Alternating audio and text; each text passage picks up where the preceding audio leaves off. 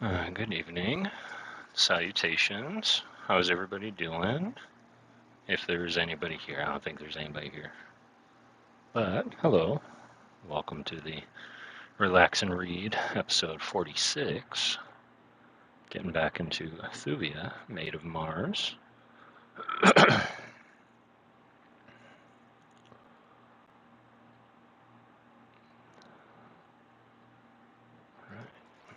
There we go.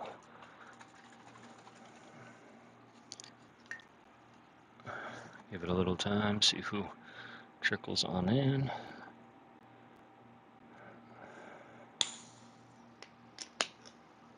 Probably gonna surpass the Rubik's Cube tonight because my Kindle honestly didn't charge as much as it normally does.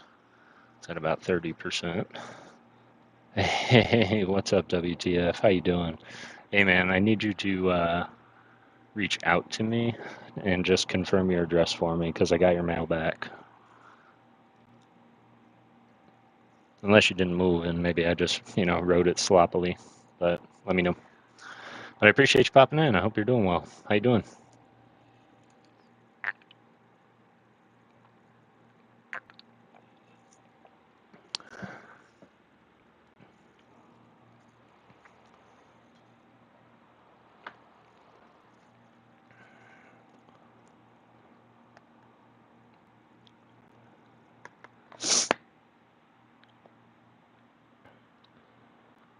I didn't move. It's all good. No rush. All right, cool.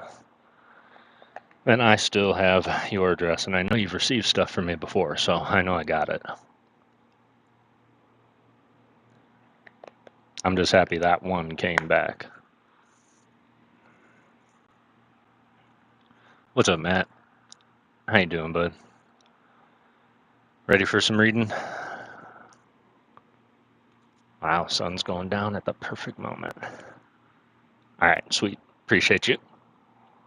We'll go back, double check, get it repackaged and sent.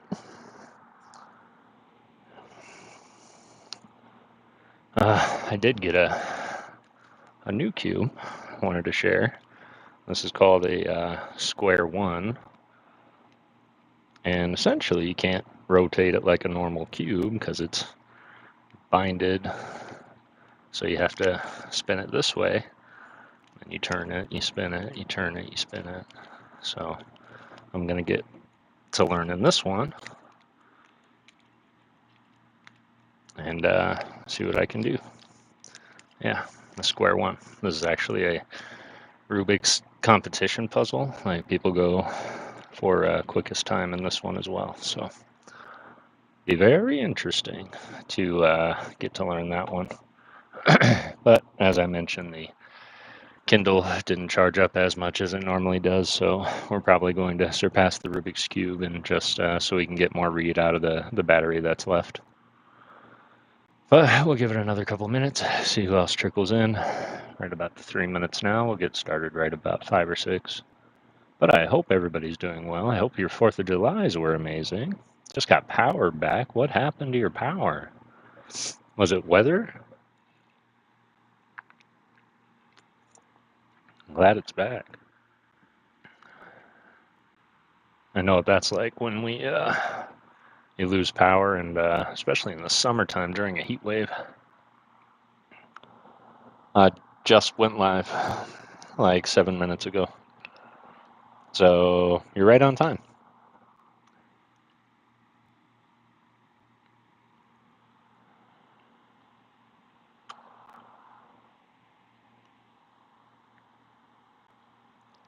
Yep, just started.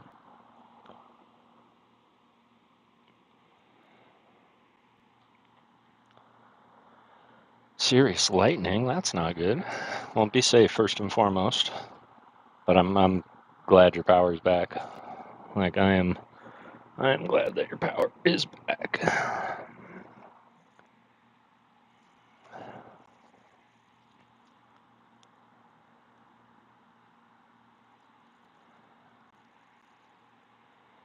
Whew, I had an okay day today. I had the day off. I'm trying to take as much time off as I can before my PTO runs into the next year. And so I made it a point. I kind of unplugged today. Put the I put the phone down for the past well, until about an hour ago.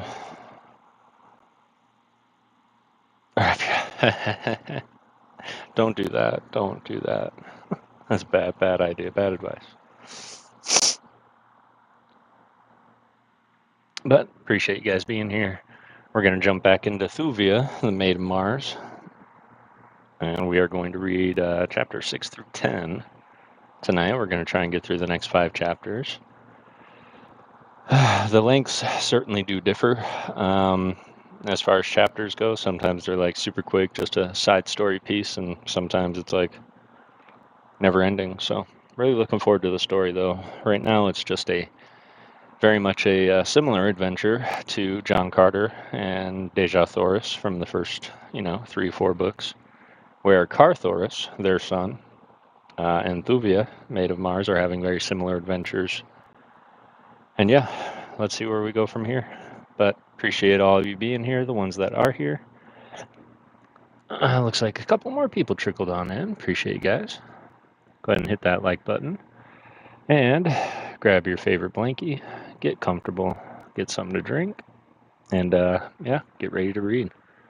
But really appreciate you guys being here. All right, Kindle, don't fail me now. It's at 32%. We're going to try and get 5 chapters out of 32%. We can do it.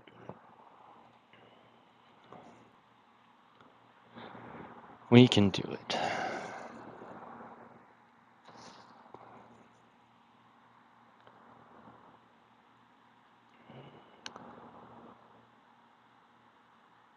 Oh yeah, that's right. They had the huge battle, and as they're looking around, they suddenly had no idea where their dead and wounded went. Every body was just gone. Brangus, what's going on? I don't know if you heard. I did get your package. Everything arrived safe. Super appreciate you, brother. How are you doing? And how are you feeling tonight? You're right on time. We're just about to say chapter 6.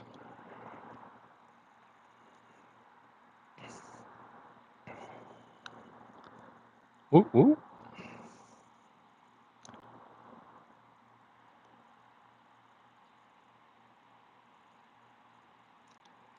See you else. Yeah, I didn't. Excellent. Glad you're doing fine. I was so wrapped up in what I was doing today, I totally kind of spaced on the reading until I was like, what is today? Oh no! And then I got excited. So here we are, and here we go. Thanks, guys, for being here. We're going to jump into chapter 6, the Jeddak of Lothar. The girl looked her incredulity. They lay in piles, she murmured. There were thousands of them but a minute ago, and now, continued Carthoris, there remain but the banths and the carcasses of the green men. They must have sent forth and carried the dead bowmen away while we were talking, said the girl. It is impossible, replied Carthoris. Thousands of dead lay there upon the field but a moment since. It would have required many hours to have removed them. The thing is uncanny. I had hoped, said Thuvia, that we might find an asylum with these fair-skinned people, notwithstanding their valor upon the field of battle. Did they not strike me as the ferocious or warlike people? I had been about to suggest that we seek entrance to the city, but now I scarce know if I care to venture among the people whose dead vanish into thin air. Let us chance it, replied Carthoris. We can be no worse off within their walls than without. Here we may fall prey to the Banths, or the no less fierce Tarquasians. There, at least, we shall find beings molded after our own images. All that causes me to hesitate, he added. It is the danger of taking you past so many Banths. A single sword could scarce prevail, were even a couple of them to charge simultaneously. Do not fear on that score, replied the girl, smiling. The Banth will not harm us. As she spoke, she descended from the platform, and with Carthoris at her side, stepped fearlessly out upon the bloody field in the direction of the walled city of mystery. They had advanced but a short distance when a banth, looking up from its gory feast, descried them. With an angry roar, the beast walked quickly in their direction, and at the sound of its voice, a score of others followed its example. Carthoris drew his long sword. The girl stole a quick glance at his face. She saw the smile upon his lips, and it was a wine to sick nerves. For even upon warlike Barsoom, where all men are brave, women react quickly to quiet indifference, to danger, to dare deviltry. That is without bombast. You may return your sword, she said. I told you that the banths would not harm us. Look. And as she spoke, she stepped quickly toward the nearest animal. Carthoris would have leapt after her to protect her. With the gesture, she motioned him back. He heard her calling to the banths in a low, sing-song voice that was half purr. Instantly, the great heads went up, and all the wicked eyes were riveted upon the figure of the girl. Then, stealthily, they commenced moving towards her. She had stopped now and was standing waiting them. One, closer to her than the others, hesitated. She spoke to him imperiously, as a master might speak to a refractory hound. The great carnivore let its head droop, and with tail between its legs came slinking to the girl's feet, and after it came the others, until she was entirely surrounded by the savage man-eaters. Turning, she led them to where Carthoris stood. They growled a little as they neared the man, but a few sharp words of command put them in their places. How do you do it? Exclaimed Carthoris. Your father once asked me that same questions in the galleys of the Golden Cliffs within the Ots Mountains, beneath the temples of the Therns. I could not answer him, nor can I answer you. I do not know whence comes my powers over them, but ever since the day that Sator Throng threw me among them in the banth pit of the Holy Therns, and the great creatures fought upon instead of devouring me, I ever have had the same strange power over them. They come at my call and do my bidding, even as the faithful Wula does the bidding of your mighty sire. With a word, the girl disappeared. With a word, the girl dispersed the fierce pack. Roaring, they returned to their interrupted feast, while Carthoris and Thuvia passed among them toward the walled city. As they advanced, the men looked with wonder upon the dead bodies of those of the green men that had not been devoured or mauled by the banths. He called the girl's attention to them. No arrows protruded from the great carcasses. Nowhere upon any of them was the sign of mortal wound, nor even slightest scratch or abrasion. Before the bowmen's dead had disappeared, the corpses of the Tarquasians had bristled with the deadly arrows of their foe. Where had the slender messages of death departed? What unseen hand had plucked them from the bodies of the slain? Despite himself, Carthoris could scarce repress a shudder of apprehension as he glanced toward the silent city before them. No longer was sign of life visible upon wall or rooftop. All was quiet, brooding, ominous quiet. Yet he was sure that eyes watched them from somewhere behind that blank wall. He glanced at Thuvia. She was advancing with wide eyes fixed upon the city gate. He looked in the direction of her gaze, but saw nothing. His gaze upon her seemed to arouse her as from a lethargy. She glanced up at him, a quick, brave smile touching her lips, and then, as though the act was involuntary, she came close to his side and placed one of her hands in his. He guessed that something within her that was beyond her conscious control was appealing to him for protection. He threw an arm about her, and thus they crossed the field. She did not draw away from him. It is doubtful that she realized that his arm was there. So engrossed was she in the mystery of the strange city before them. They stopped before the gate. It was a mighty thing. From its construction, Carthoris could but dimly speculate upon the unthinkable antiquity. It was circular, closing a circular aperture, and the Heliumite knew from his study of the ancient Barsoomian architecture that it rolled to one side like a huge wheel into an aperture in the wall. Even such world-old cities as ancient Anathor were as yet undreamed of when the races lived that built such gates as these.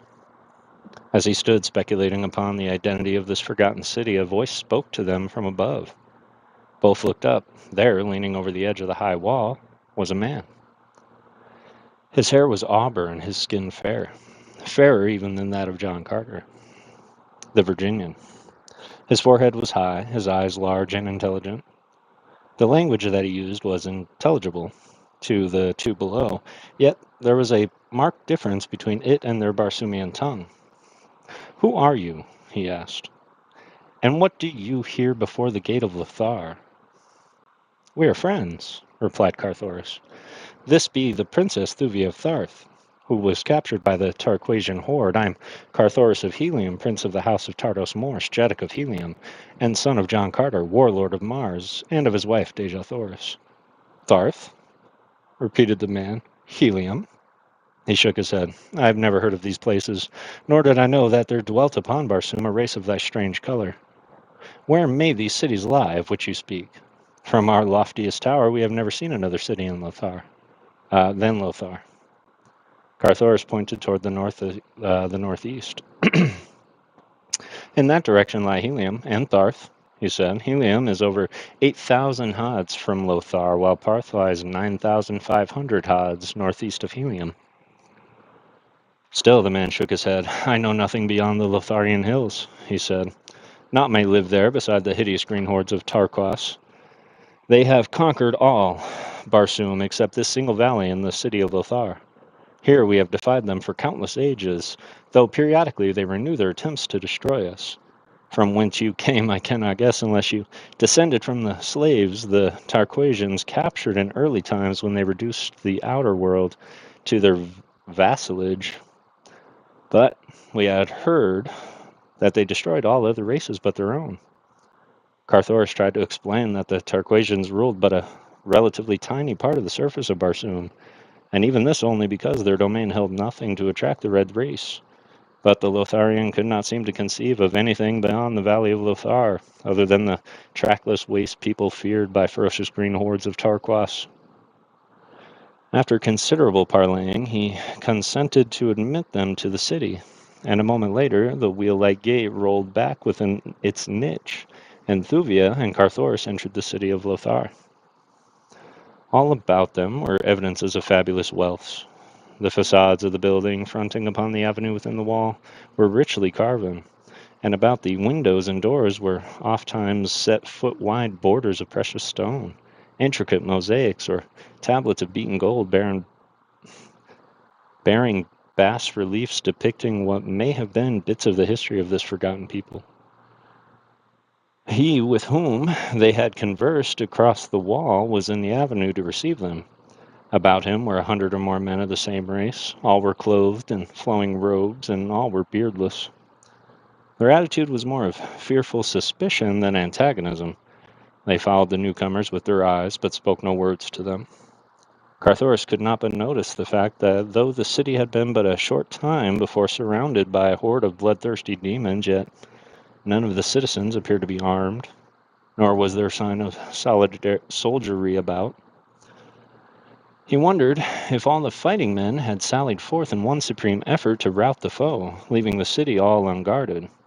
He asked their host. The man smiled. "No creature other than a score or so of our sacred bands have left Lothar today," he replied. "But the soldiers, the bowmen!" exclaimed Carthoris. "We saw thousands emerge from this very gate, overwhelming the hordes of Tarquas and putting them to rout with their deadly arrows and their fierce bands." Still the man smiled his knowing smile. "Look," he cried, and pointed down the broad avenue before them. Carthoris and Thuvia followed the direction indicated, and there, marching bravely in the sunlight, they saw advancing toward them a great army of bowmen. "Ah!"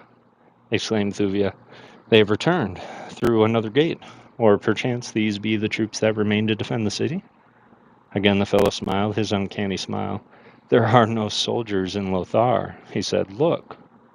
Both Carthoris and Thuvia had turned toward him while he spoke, and now as they turned back again toward the advancing regiments, their eyes went wide in astonishment, for the broad avenue before them was as deserted as a tomb. "And those who marched out upon the hordes today?" whispered Carthoris. "They, too, were unreal?" The man nodded. But their arrows slew the green warriors, insisted Thuvia. Let us go before Tario, replied the Lotharian. He will tell you that which he deems it best you know. I might tell you too much. Who is Tario? Asked Carthoris. A Jeddak of Lothar, replied the guide, leading them up the broad avenue, down which they had been a moment since seen the phantom army marching. For half an hour they walked along lovely avenues between the most gorgeous buildings that the two had ever seen. Few people were in evidence. Carthoris could not but note the deserted appearance of this mighty city. At last they came to the royal palace. Carthoris saw it from a distance, and, guessing the nature of the magnificent pile, wondered what even here there should be no little sign of activity and life. Not even a single guard was visible before the great entrance gate, nor in the gardens beyond, into which he could see. Was there a sign of the myriad life that pulses within the precincts of royal estates of the Red Jeddaks? Here, said their guide, is the palace of Tario. As he spoke, Carthoris again let his gaze rest upon the wondrous palace. With a startled exclamation, he rubbed his eyes and looked again. No, he could not be mistaken. Before the massive gate stood a score of sentries. Within the avenues leading to the main building was lined on either side by ranks of bowmen. The gardens were dotted with officers and soldiers moving quickly to and fro as though bent upon the duties of the minute. What manner of people were these who could conjure an army out of thin air? He glanced toward Thuvia. She, too, evidently had witnessed the transformation. With a little shudder, she pressed more closely toward him. What do you make of it? She whispered. It is most uncanny. I cannot account for it, replied Carthoris, unless we have gone mad. Carthoris turned quickly to the Lotharian. The fellow was smiling broadly. I thought that you just said there were no soldiers in Lothar, said the Heliumite, with a gesture toward the guarding men. The guardsmen. What are these? Ask Tario, replied the other. We shall soon be before him. Nor was it long before they entered a lofty chamber, at one end of which a man reclined upon a rich couch that stood upon a high dais. As the trio approached, the man turned dreamy eyes sleepily upon them. 20 feet from the dais, their conductor halted and whispered to Thuvia and Carthoris to follow his example, threw himself headlong on the floor. Then, raising to his hands and knees, he commenced crawling toward the foot of the throne, swinging his head to and fro and wiggling his body as you have seen a hound do when approaching his master. Thuvia glanced quickly toward Carthoris. He was standing erect, with high-held head and arms folded across his broad chest. A haughty smile curved his lips. The man upon the dais was eyeing him intently, and Carthoris of Helium was looking straight in the other's face. Who be these, Jav? asked the man of him who crawled upon his belly along the floor. O Tario, O glorious Jeddak, replied Jav. These be strangers who come with the hordes of Tarquas to our gate, saying that they were prisoners of the green men. They tell strange tales of cities far beyond Lothar. Arise, Jav, commanded Tario, and ask these two why they show not to Tario the respect that is his due. Jav arose and faced the strangers. At sight of their erect postures, his face went livid. He leaped towards them. Creatures, he screamed, down, down upon your bellies before the last of the Jeddaks of Barsoom. On Barsoom, the ad is a basis of linear measurement. It is equivalent to an earthly foot, measuring about 11.694 earth inches. As has been my custom in the past, I have generally translated Barsoomian symbols of time, distance, etc. into their earthly equivalent, as being more easily understood by earth readers. For those of more studious turn of mind, it may be interesting to know that Martian table of linear measurement, and so I give it here. 10 sophads equals 1 ad. 200 ads is 1 had.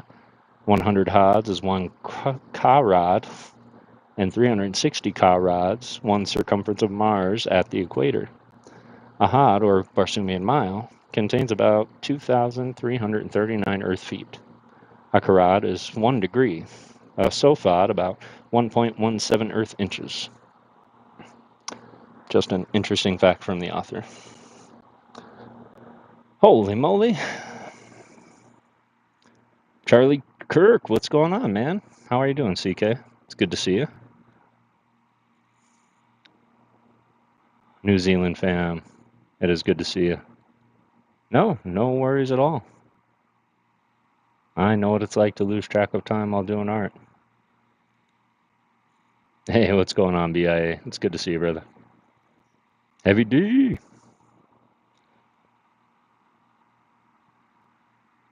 Doing really, really good. Just getting through this. This is exciting. I'm very curious about this army they can just crazily summon out of nowhere. Charlie with the 5 gifted memberships. T.I. Joey. Let's go. I miss him. Molotov Hunter. Pokey Newbie. Crazy Jim. And E-Man Collects. Let's go. Appreciate you, CK. Appreciate y'all being here. So far, yeah, weekend was pretty good. No complaints. Right now, the Kindle is very, very not as charged as it normally is, and so trying to get through all 5 chapters. Honestly, it might die before we get there, but if it does, I will make it up next week for sure. But without further ado, let's jump into chapter 7, which is the Phantom Bowman. As Jav leaped toward him, Carthoris laid his hands upon the hilt of his longsword. The Lotharian halted. The great apartment was empty save for the 4 at the dais. Yet as Jav stepped back from the menace of the Heliumite's threatening attitude, the latter found himself surrounded by a score of bowmen.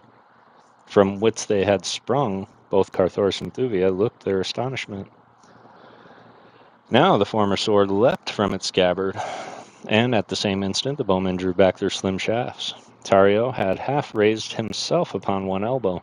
For the first time he saw the full figure of Thuvia, who had been concealed behind the person of Carthoris. "Enough!" cried the Jeddak, raising a protesting hand, but at that very instant the sword of the Heliumite cut viciously at its nearest antagonist. As the keen edge reached its goal, Carthoris let the point fall to the floor, as with wide eyes he stepped backward in consternation, throwing the back of his left hand across his brow. His steel had cut, but empty air. His antagonist had vanished. There were no bowmen in the room. "It is evident that these are strangers," said Tario to Jav. "Let us first determine what they knowingly affront us before they take measures for punishment." Then he turned to Carthoris, but ever his gaze wandered to the perfect lines of Thuvia's glorious figure, which the harness of the Barsumian princess accentuated rather than concealed. "Who are you?" he asked. "Who knows not the etiquette of the court of the last Jeddaks?" "I am Carthoris, Prince of Helium," replied the Heliumite, "and this is Thuvia, Princess of Tharth. In the courts of our fathers' men do not prostrate themselves before royalty. Not since the firstborn tore their immortal goddess limb from limb have men crawled upon their bellies to any throne upon Barsoom. Now think you that the daughter of one mighty Jeddak and the son of another would be so humiliate themselves?" Tario looked at Carthoris for a long time. At last he spoke. "There is no other Jeddak upon Barsoom than Tario," he said. "There is no other race than that of Lothar, unless the hordes of Tarquas may be dignified by such an appellation. Lotharians are white, your skins are red. There are no women left upon Barsoom. Your companion is a woman." He half rose from the couch, leaning far forward and pointing an accusing finger at Carthoris. "You are a lie," he shrieked. "You are both lies, and you dare to come before Tario, last and mightiest of the Jeddaks of Barsoom, and assert your reality? Someone shall pay well for this, Jav. And, unless I mistake, it's yourself who dared thus flippantly to trifle with the good nature of your Jeddak. Remove the man, leave the woman. We shall see if both be lies, and later, Jav, you shall suffer for your temetry. There be few of us left, but calm will be fed. Go." Carthoris could see that Jav trembled as he prostrated himself once more before his ruler, and then, rising, turning toward the Prince of Helium. "Come," he said. "And leave the Princess of Tharth here alone?" cried Carthoris. Jav brushed closely past him, whispering, "Follow me. He cannot harm her, except to kill, and that he can do whether you remain here or not. We had best go now, trust me."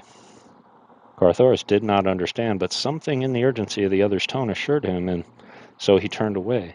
but not without a glance toward Thuvia, in which he attempted to make her understand that it was in her own interest that he left her. For answer, she turned her back full upon him, but not without first throwing him a look of contempt that brought the scarlet to his cheek.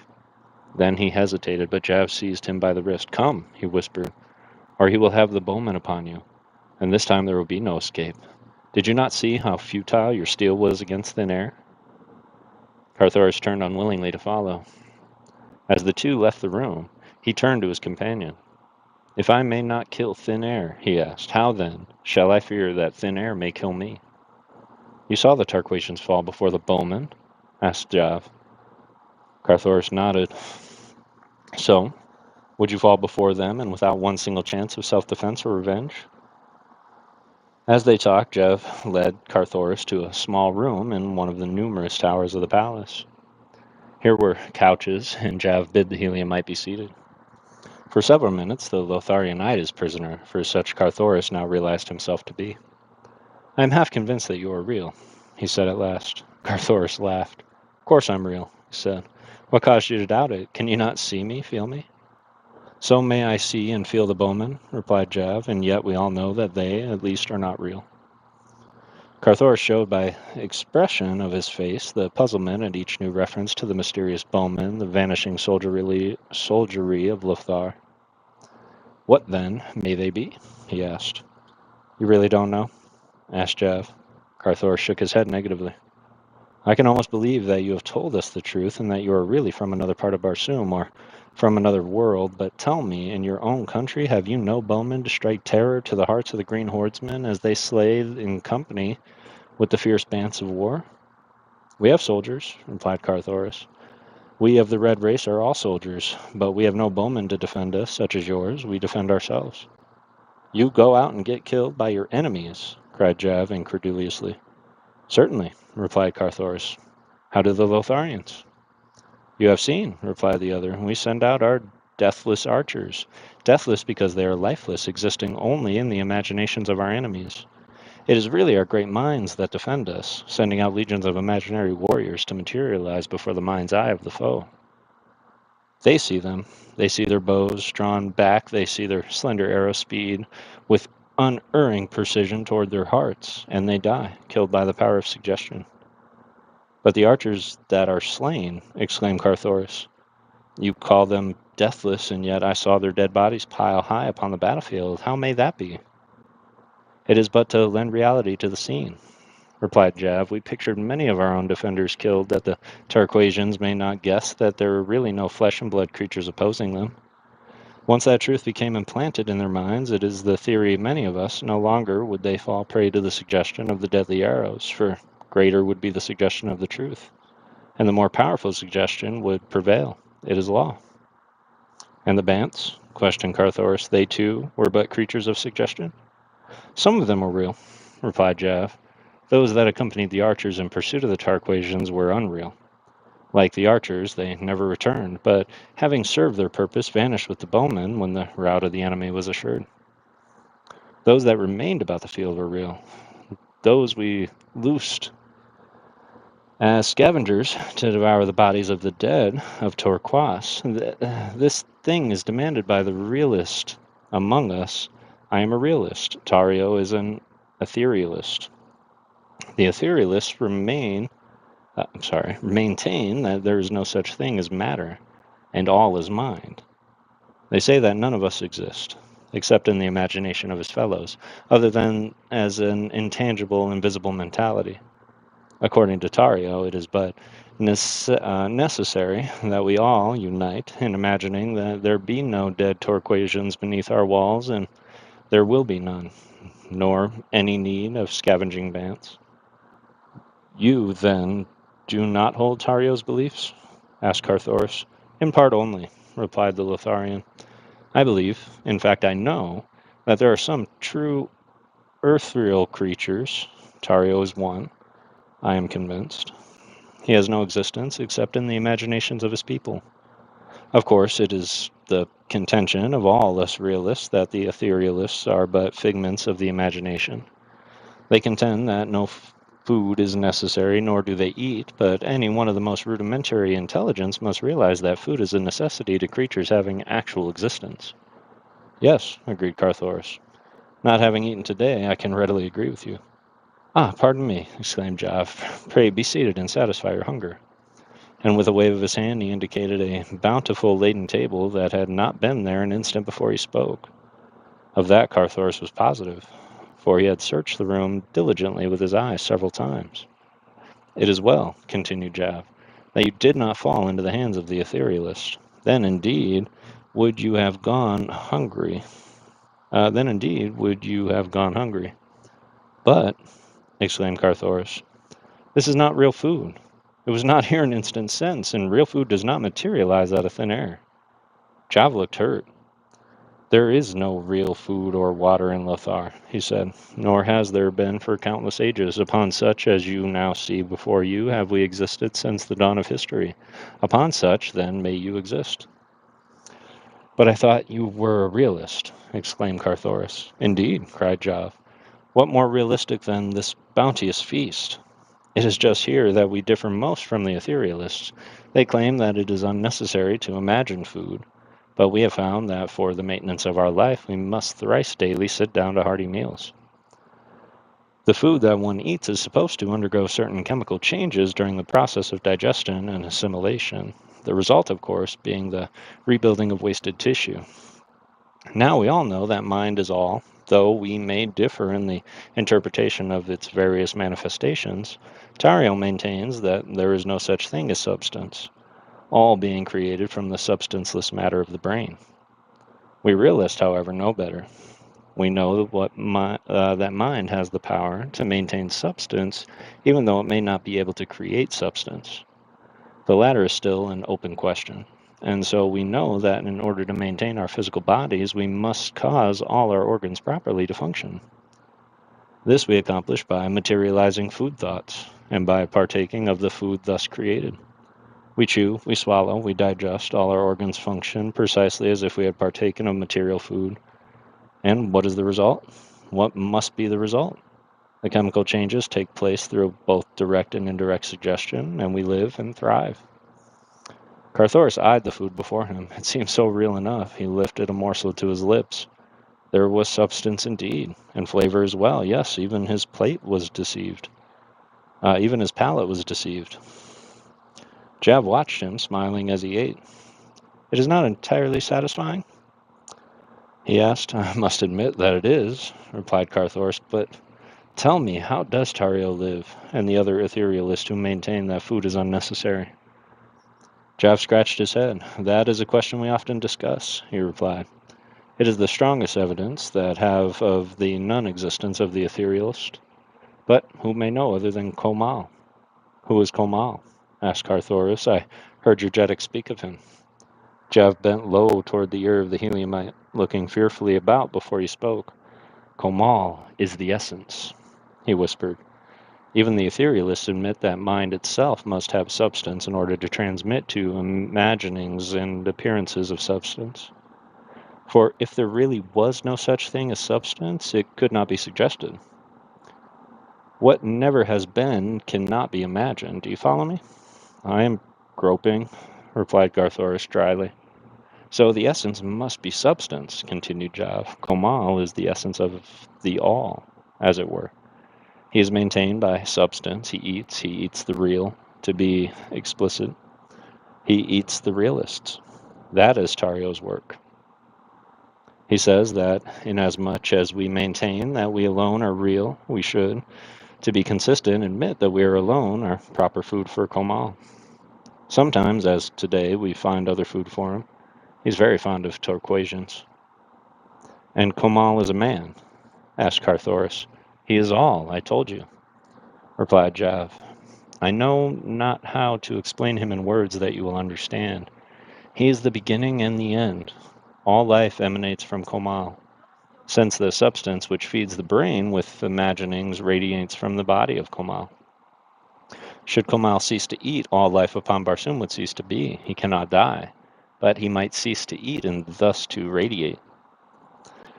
And he feeds upon the men and women of your belief? Cried Carthoris. Women? Exclaimed Jav. There are no women in Lothar. The last of the Lotharian females perished ages since upon that cruel and terrible journey across the muddy plains, that frigid, the half-dried seas, when the green hordes scourged us across the world to this, our last hiding place, our impregnable fortress of Lothar. Scarce 20,000 men of all the countless millions of our race lived to reach Lothar. Among us were no women and no children. All these had perished by the way. As time went on, we too were dying and the race fast approaching extinction, when the great truth was revealed to us, that mind is all. Many more died before we perfected our powers, but at last we were able to defy death when we fully understood that death was merely a state of mind. Then came the creation of mind people, or rather the materialization of imaginings. We first put these to practical use when the Torquasians discovered our retreat, and fortunate for us it was that it required ages of search upon their part before they found the single tiny entrance to the valley of Lothar. That day they threw our first bowmen again. We threw our first bowmen against them. The intention was purely to frighten them away by the vast number of bowmen at which we could muster upon our wall. All Lothar bristled with the bows and arrows of our ethereal host. But the Tarquasians did not frighten. They are lower than the beasts. They know no fear. They rushed upon our walls, and standing upon the soldiers of others, they built human approaches to the wall tops, and were on the very point of surging in upon us and overwhelming us. Not an arrow had been discharged by our bowmen. We did but cause them to run to and fro along the wall top, screaming taunts and threats at the enemy. Presently I thought to attempt the great thing. I centered all my mighty intellect upon the bowmen of my own creation. Each of us produces and directs as many bowmen as his mentality and imagination is capable of. I caused them to fit arrows to their bows for the first time. I made them take aim at the hearts of the green men. I made the green men see all this, and then I made them see the arrows fly, and I made them think that the points pierced their hearts. It was all necessary. By hundreds they toppled from our walls, and when my fellows saw that I had done, they were quick to follow my example, so that presently the hordes of Tarquas had retreated beyond the range of our arrows. We might have killed them at any distance, but one rule of war we have maintained from the first, the rule of realism. We do nothing, or rather we cause our bowmen to do nothing within the sight of the enemy that is beyond the understanding of the foe. Otherwise they might guess the truth, and that would be the end of us. But after the Torquasians had retreated upon bowshot, they turned upon us with their terrible rifles, and by constant popping at us made life miserable within our walls. So then I bethought the scheme to hurl our bowmen through the gates upon them. You have seen this day now how it works. For ages they have come down upon us at intervals, but always with the same result. And all this is due to your intellect, Jav, asked Carthoris. I should think that your people would be high in the councils of your people. I would think that you would be high in the councils of your people. I am, replied Jav proudly. I am next to Tario. But why, then, your cringing manner of approaching the throne? Tario demands it. He is jealous of me. He only awaits the slightest excuse to feed me to Komal. He fears that I may someday usurp his power. Carthoris suddenly sprang from the table. Jav, he exclaimed, I am a beast. Here I have been eating my fill, while the Princess of Tharth, my perchance, be still without food. Let us return and find some means of furnishing her with the nourishment. The Lotharian shook his head. Tario would not permit it. He will doubtless make an etherealist of her. But I must go to her, insisted Carthoris. You say that there are no women in Lothar? Then she must be among men, and if there be so, I intend to be near where I may defend her if need arise. Tario will have his way, insisted Jav. He sent you away, and you may not return until he sends for you. Then I shall go without waiting to be sent for. Do not forget the bowmen, cautioned Jav. I do not forget them, replied Carthoris. But he did not tell Jav that he remembered something else that the Lotharian had let drop. Something that was but a conjecture, possibly, and yet one well worth pinning a forlorn hope to, should necessity arise. Carthoris started to leave the room. Jav stepped before him, barring his way. I have learned to like you, Red Man, he said. But do not forget that Tario is still my Jeddak, and that Tario has commanded that you be remained here." Carthoris was about to reply when there came faintly to the ears of both a woman's cry for help. With a sweep of his arm, the Prince of Helium brushed the Lotharian aside and with drawn sword sprang into the corridor without. Can't stop the Carters. Jesse! Alec, good to see you. Virtual War in the Death Boxes. Yes, what's up, Nick? It's good to see you. Roxanne, hello. Ryan Tran, good to see you. Wow, lots of people popping in for reading time. Time to sort. I had a great time, making sure I didn't miss anybody. Sweet. Hope everybody is doing amazing. 13% I'm at. But we are going to get into chapter 8.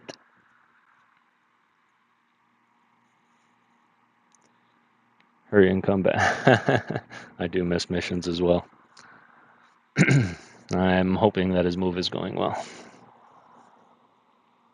All right. Let's do this. Wet the whistle. Keep going.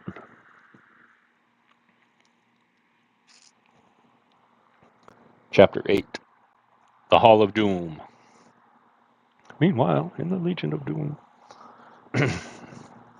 As Thuvia of Tharth saw Carthoris departed from the presence of Tario, leaving her alone with the man, a sudden qualm of terror seized her. There was an air of mystery pervading the stately chamber. Its furnishings and appointments bespoke wealth and culture, and carried the suggestion that the room was often the scene of royal functions which filled it to its capacity. And yet nowhere about her, in antechamber or corridor, was there sign of any other being than herself and the recumbent figure of Tario, the Jeddak, who watched her through half-closed eyes from the gorgeous trappings of his regal couch. For a time after the departure of Jav and Carthoris, the man eyed her intently. Then he spoke. "Come nearer," he said, and as she approached, "Whose creature are you? Who has dared materialize his imaginings of women? It is contrary to the customs and the royal edicts of Lothar. Tell me, woman, from whose brain have you sprung? Jav's? No, do not deny it. I know that it could be no other than the envious realist. He seeks to tempt me. He would see me fall beneath the spell of your charms, and then he, your master, would direct my destiny and my end. I see it all. I see it all." The blood of indignation and anger had been rising to Thuvia's face. Her chin was up, a haughty curve upon her perfect lips. "I know not," she cried, "of what you are prating. I am Thuvia, Princess of Tharth. I am no man's creature. Never before today have I laid eyes upon him you call Jav, nor upon your ridiculous city, for which even the greatest nations of Barsoom have never dreamed. My charms are not for you, nor such are you. My charms are not for you, nor such as you. They are not for sale or barter, even though the price were a real throne. And as for using them to win your worse than feudal power," she ended her sentence with a shrug of her shapely shoulders and with a little scornful laugh. When she had finished, Tario was sitting upon the edge of his couch, his feet upon the floor. He was leaning forward, with eyes no longer half closed, but wide, with a startled expression in them. He did not seem to note the lèse-majesté of her words and manner. There was evidently something more startling and compelling about her speech than that. Slowly he came to his feet. "By the fangs of Komal," he muttered. "But you are real? A real woman? No dream, no vain, a foolish figment of the mind?" He took a step toward her with hands outstretched. "Come," he whispered. "Come, woman, for countless ages I have dreamed that some day you would come. And now that you are here, I can scarce believe the testimony of my eyes. Even now, knowing that you are real, I still half dread that you may be a lie." Thuvia shrunk back. She thought the man mad. Her hand stole to the jeweled hilt of her dagger. The man saw the move and stopped. A cunning expression entered his eyes. Then they became at once dreamy and penetrating as they fairly bored into the girl's brain. Thuvia suddenly felt a change coming over her. What the cause of it she did not guess, but somehow the man before her began to assume a new relationship within her heart. No longer was he a strange and mysterious enemy, but an old and trusted friend. Her hand slipped from the dagger's hilt. Tario came closer. He spoke gentle, friendlyish words, and she answered him in the voice that seemed hers and yet another's. He was beside her now. His hand was up her shoulder. His eyes were down, bent towards hers. She looked up into his face. His gaze seemed to bore straight through her to some hidden spring of sentiment within her. Her lips parted in sudden awe and wonder at the strange revealment of her inner self that was being laid bare before her consciousness. She had known Tario forever. He was more than a friend to her. She moved a little closer to him. In one swift flood of light she knew the truth. She loved Tario, Jeddak of Lothar. She had always loved him. The man, seeing the success of his strategy, could not restrain a faint smile of satisfaction. Whether there was something in the expression of his face, or whether from Carthoris of Helium in a far chamber of the palace came a more powerful suggestion, who may say? But something there was that suddenly dispelled the strange hypnotic influence of the man. As though a mask had been torn from her eyes, Thuvia suddenly saw Tario as she had formerly seen him, and accustomed as she was to the strange manifestations of highly developed mentality which are common upon Barsoom, she quickly guessed enough of the truth to know that she was in grave danger. Quickly she took a step backward, tearing herself from his grasp. But the momentary contact had aroused within Tario all the long-buried passions of his loveless existence. With a muffled cry he sprang upon her, throwing his arms about her and attempting to drag her lips to his.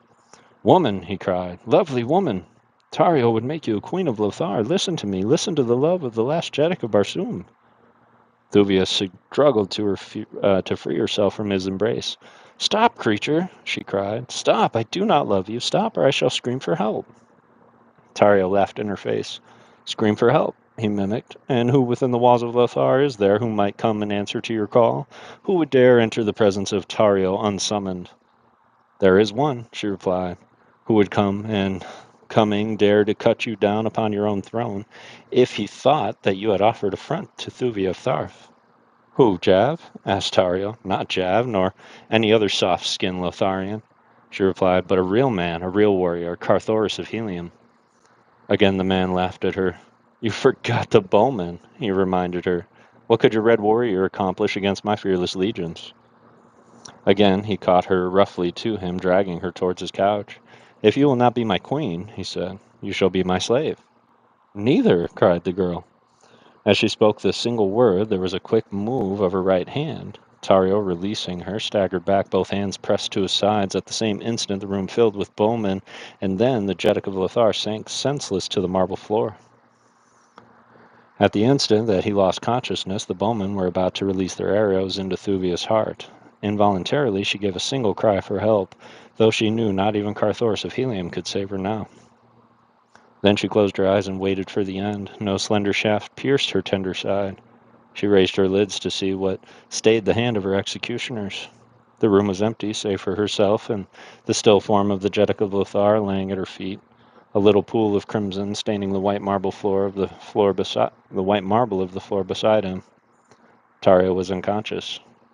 Thuvia was amazed. Where were the bowmen? Why had they not loosed their shafts? What could it all mean? An instant before the room had been mysteriously filled with armed men, evidently called to protect their Jeddak, yet now, with the evidence of their deed plain before them, they had vanished as mysteriously as they had come, leaving her alone with the body of their ruler, into whose side she had slipped her long, keen blade. The girl glanced apprehensively about, first for signs of the return of the bowmen, and then for some means of escape. The wall behind the dais was pierced by two small doorways, hidden by heavy hangings. Thuvia was running quickly toward one of these when she heard the clank of warriors' metal at the end of the apartment behind her. If she had but an instant more of time, she could have reached that screening arras and perchance have found some avenue of escape behind it. But now it was too late. She had been discovered. With a feeling that was akin to apathy, she turned to meet her fate, and there, before her, running swiftly across the broad chamber to her side, was Carthoris, his naked longsword gleaming in his hands. For days she had doubted his intentions of the Heliumite. She had thought him a party of her abduction. Since fate had thrown them together, she had scarce favored him with more than the most perfunctory replies to his remarks, unless at such times as the weird and uncanny happenings at Lothar had surprised her out of her reserve. She knew that Carthoris of Helium would fight for her, but whether to save her for himself or another, she was in doubt. He knew that she was promised to Kulan Tith, Jeddak of Kol, but if he had been instrumental in her abduction, his motives could not be prompted by loyalty to his friend or regard for her honor.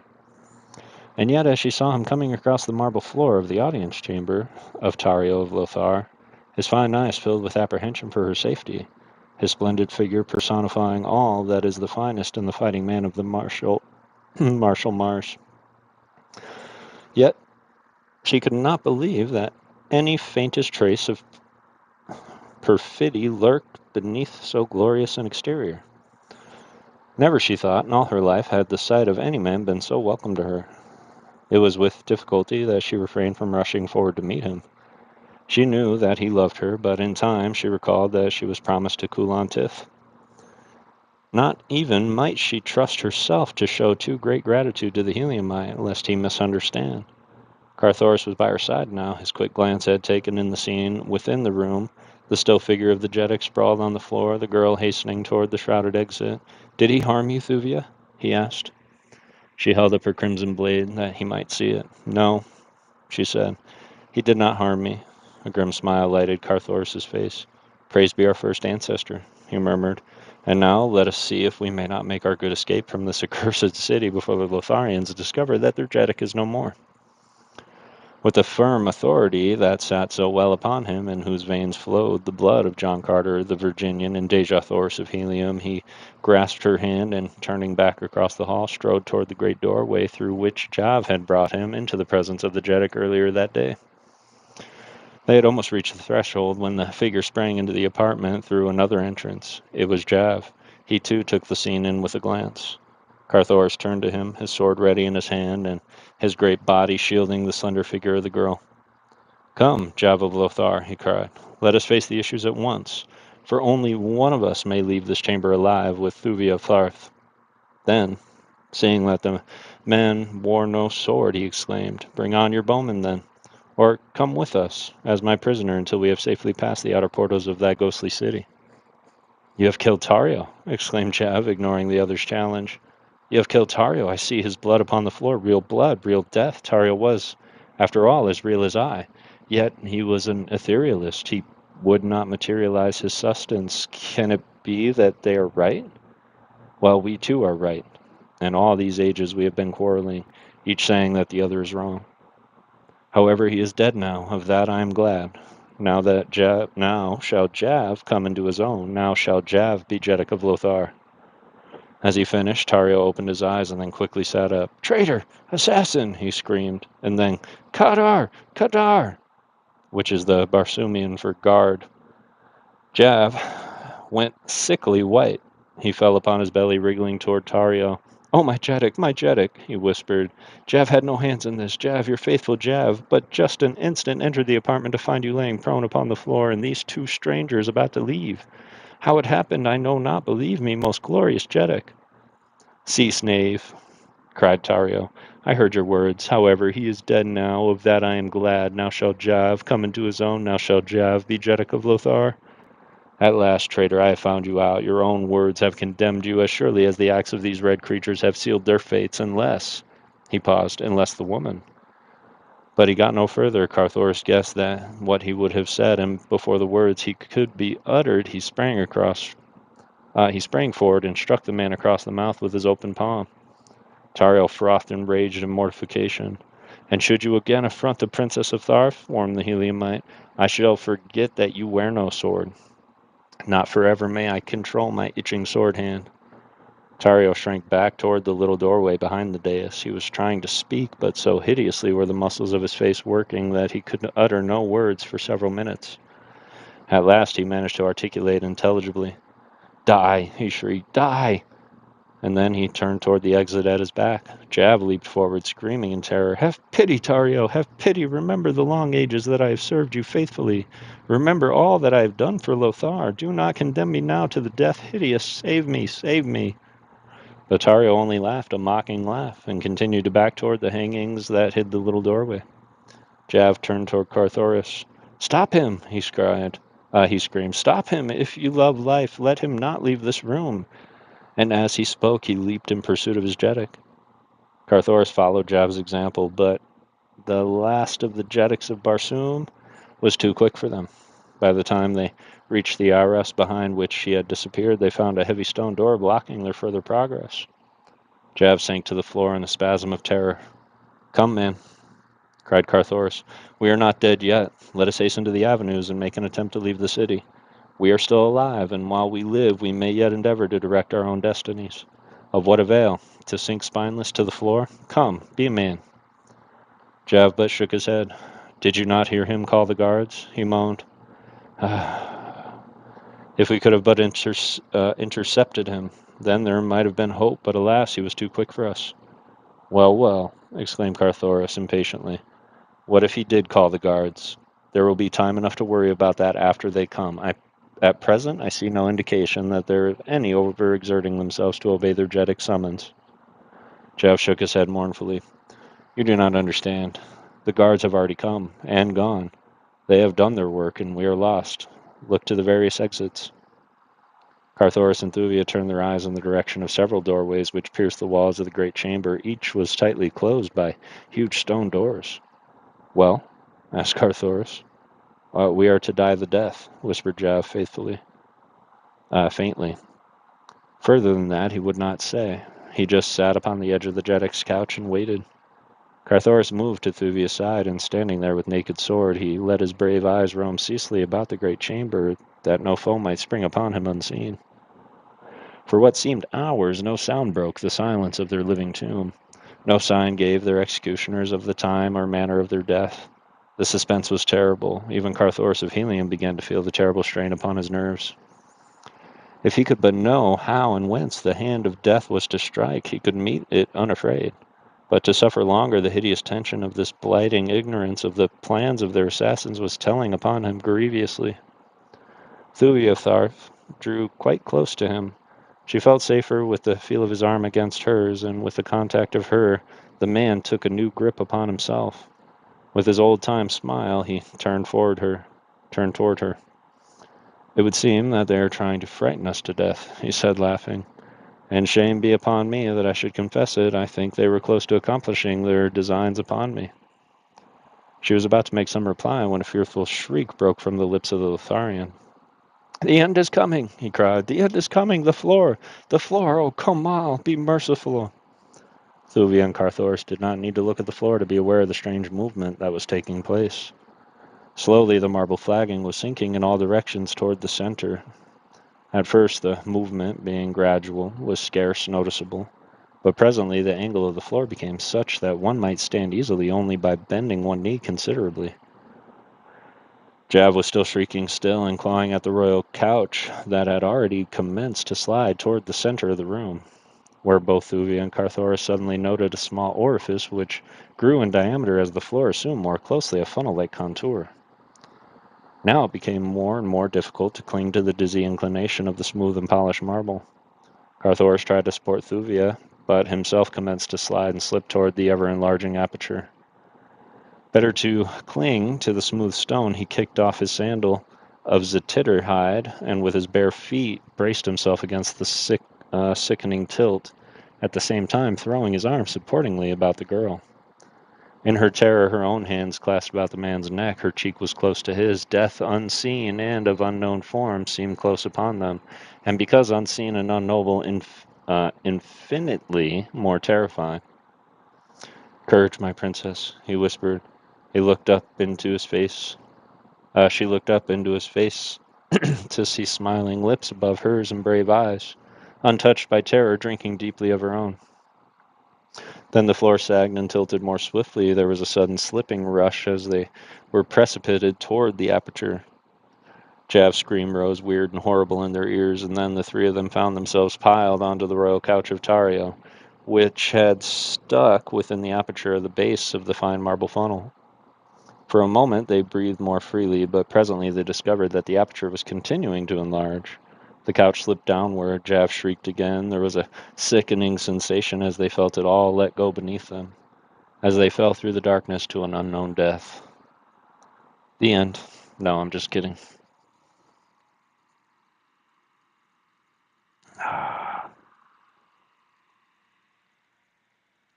All right. Just bear with me one quick moment, y'all. I'm going to be right back.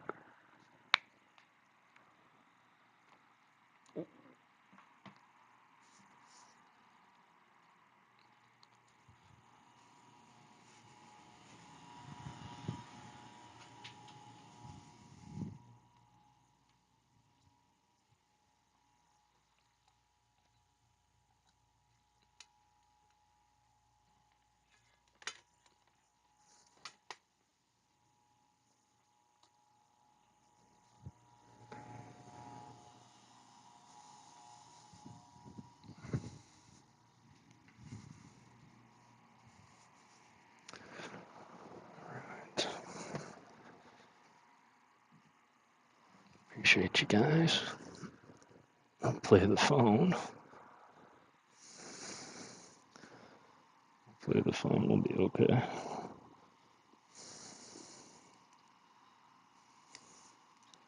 Got the charger for the Kindle.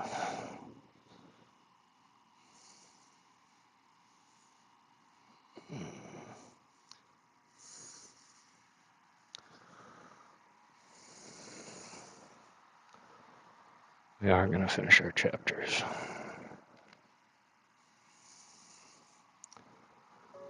There we go. All right. We're back on track.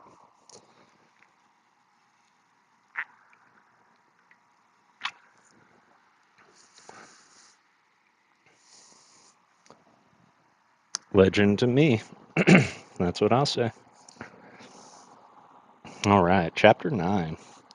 The Battle in the Plain.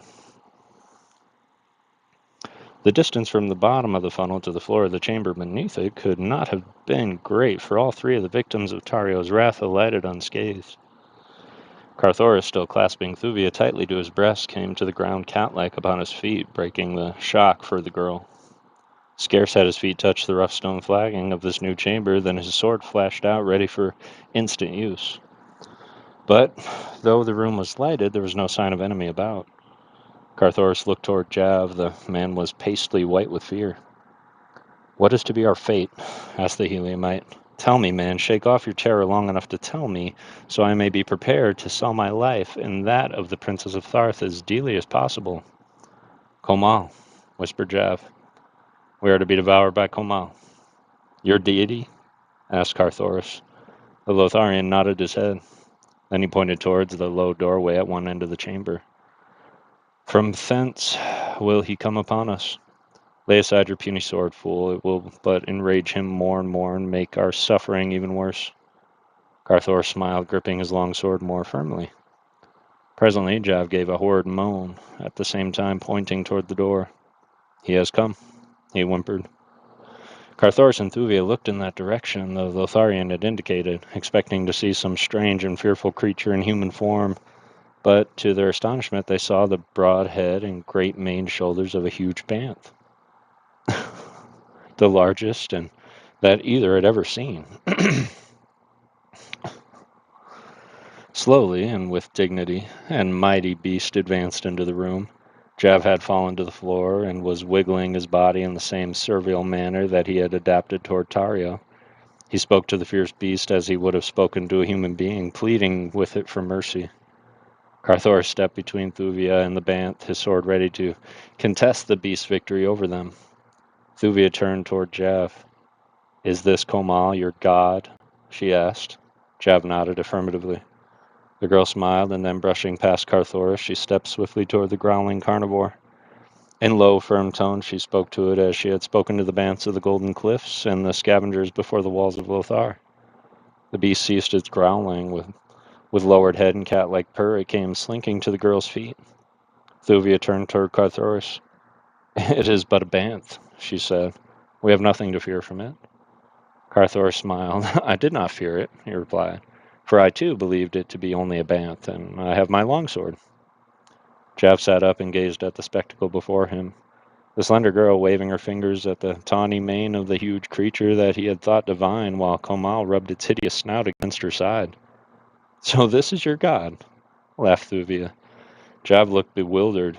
He scarce knew whether he dared chance offending Komal for so strong offending Komal or not, for so strong is the power of the superstition that even though we know that we have been reverencing a sham, yet still we hesitate to admit the validity of our newfound convictions.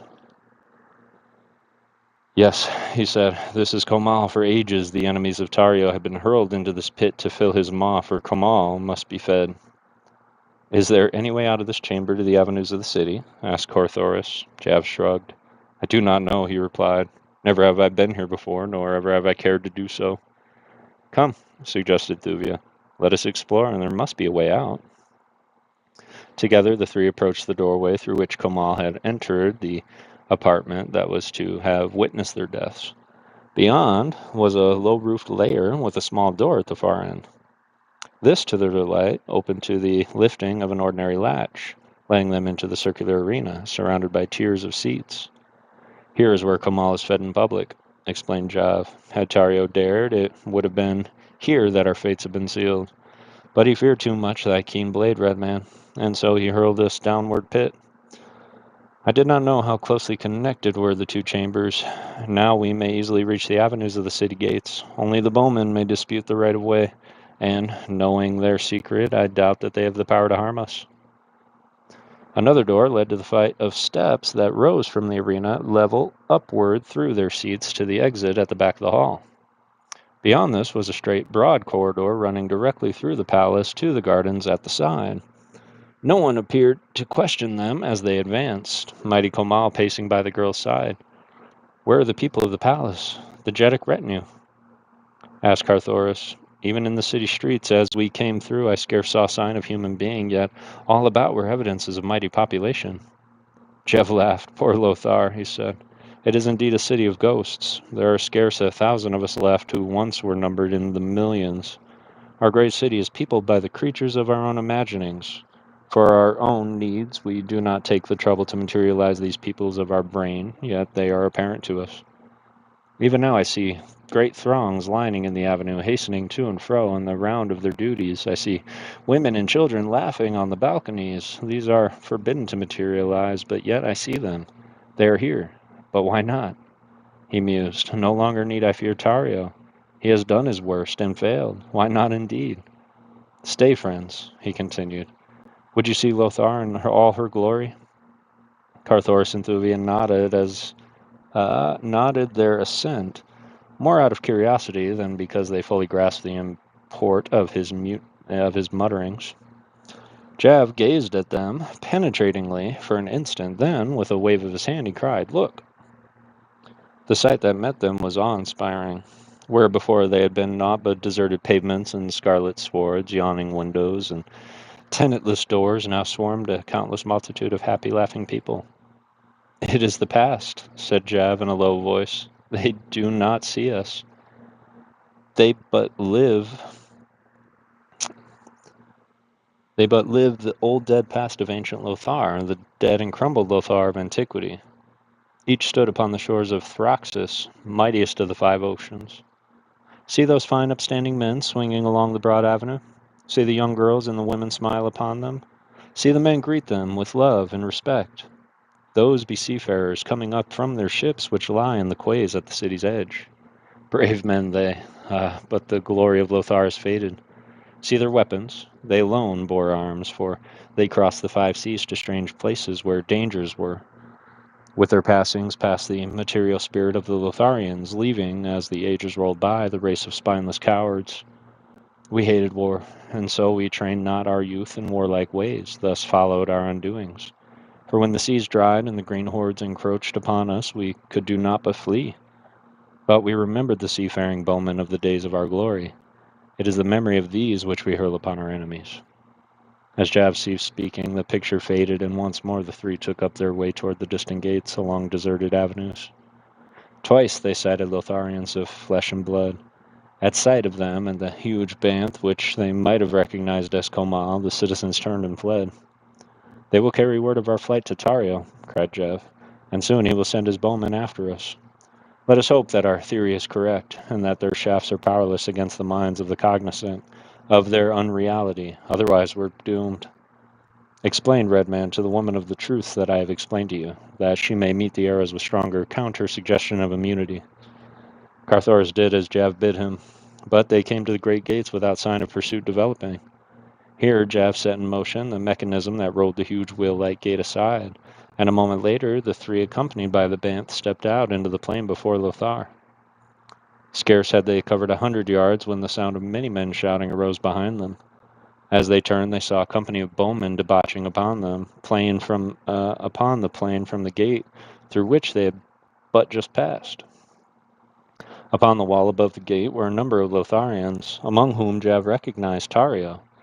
The Jetic stood glaring at them, evidently concentrating all the forces of his trained mind upon them. That he was making a supreme effort to render his imaginary creatures deadly was apparent. Jav turned white and commenced to tremble at the crucial moment he appeared to lose his courage of his conviction. The great Banth turned towards the advancing bowmen and growled. Carthoris placed himself between Thuvia and the enemy, and facing them, awaited the outcome of their charge. Suddenly, an inspiration came to Carthoris.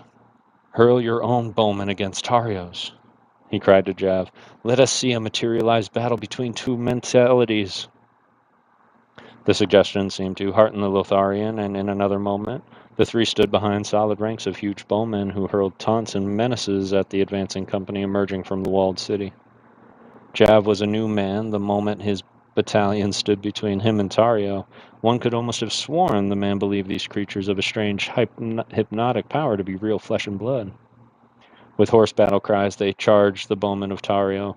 Barbed shafts flew thick and fast. Men fell, and the ground was red with gore. Carthoris and Thuvia had difficulty in reconciling the reality of it all with their knowledge of the truth. They saw U-10 after U-10 march from the gate in perfect step to reinforce the outnumbered company which Tario had first sent forth to arrest them. They saw Jav's forces grow correspondingly until all about them rolled a sea of fighting, cursing warriors, and the dead lay in heaps about the field. Jav and Tario seemed to have forgotten all else besides the struggling bowmen that surged to and fro, filling the broad field between the forest and the city. The wood loomed close behind Thuvia and Carthoris. The latter cast a glance toward Jav. "Come," he whispered to the girl. "Let them fight out their empty battle. Neither, evidently, has the power to harm the other. They're like two controversialists hurling words at one another. While they are engaged, we may be well devoting our energies to the attempt to find the passage through the cliffs to the plain beyond." As he spoke, Jav, turning from the battle for an instant, caught his words. He saw the girl move to accompany the Heliumite. A cunning look leaped to the Lotharian's eyes. The thing that lay beyond that look the thing that lay beyond that look had been deep in his heart since first he had laid his eyes upon Thuvia of Tharth. He had not recognized it, however, until now that she seemed about to pass out of his existence. He centered his mind upon the Heliumite and the girl for an instant. Carthoris saw Thuvia of Tharth step forward with outstretched hand. He was surprised at the sudden softening towards him, and it was with a full heart that he let his fingers close upon hers, as together they turned away from forgotten Lothar, into the woods, and bent their steps toward the distant mountains. As the Lotharian had turned toward them, Thuvia had been surprised to hear Carthoris suddenly voice a new plan. "Remain here with Jav," she had heard him say, "while I go and search for the passage through the cliffs." She had dropped back in surprise and disappointment, for she knew that there was no reason why she could not have accompanied him. Certainly she should have been safer with him than left here alone with the Lotharian. And Jav watched the two and smiled his cunning smile. When Carthoris had disappeared within the wood, Thuvia seated herself apathetically upon the scarlet sword to watch a seemingly interminable struggles of the bowmen. The long afternoon dragged its weary way toward the darkness, and still the imaginary legions charged and retreated. The sun was about to set when Tario commenced to withdraw his troops slowly toward the city. His plan for cessation of hostilities through the night evidently met with Jav's entire approval, for he caused his forces to form themselves in ordinary U-tans and march just within the edge of the wood, where they would soon busily engage in preparing their evening meal, and spreading down their sleeping silks and furs for the night. Thuvia could scarce repress a smile as she noted the scrupulous care with which Jav's imaginary men attended to each tiny detail of deportment as truly as if they had been real flesh and blood. Sentries were posted upon the camp in the city. Officers clanked hither and thither, issuing commands and seeing to it that they were properly carried out. Thuvia turned towards Jav. "Why is it," she asked, "that you observe such careful nicety in the regulation of your creatures when Tario knows quite as well that that they are but figments of your brain? Why not permit them to simply dissolve into thin air until you again require their feudal service?" "You do not understand them," replied Jav. "While they exist, they are real. I do but call them into being now, and, in a way, direct their general actions, but thereafter, until I dissolve them, they are as actual as you or I. Their officers command them under my guidance. I am the general. That is all. And the psychological effect upon the enemy is far greater than were I to treat them merely as substanceless vagaries. Then, too," continued the Lotharian, "there is little hope. There is always the hope which with us is little short of belief that someday these materializations will merge into the real, that they will remain, some of them, after we have dissolved their fellows, and that thus we shall have discovered a means for perpetuating our dying race. Some there are who claim already to have accomplished the thing. It is generally supposed that the etherealists have quite a few among their numbers who are permanent materializations. It is even said that such as Tario, but that cannot be, for he existed before we had discovered the full possibilities of suggestion. There are others among us who insist that none of us is real, that we could not have existed all these ages without material food and water, and we ourselves have been material. Although I am a realist, I rather incline toward this belief myself. It seems well and sensibly based upon the belief of our ancient forebears developed before their extinction. Such wondrous mentalities of some of the stronger minds among them lived after the death of their bodies, that we are but the deathless minds of the individuals long dead. It would appear possible, and yet, in so far as I'm concerned, I have all the attributes of the corporal existence. I eat, I sleep." He paused, casting a meaning look upon the girl. "I love." Thuvia could not mistake the palpable meaning of his words and expression. She turned away with a little shrug of disgust that was not lost upon the Lotharian. He came close to her and seized her arm. "Why not, Joff?" he cried. "Who more honorable than a second of the world's most ancient race?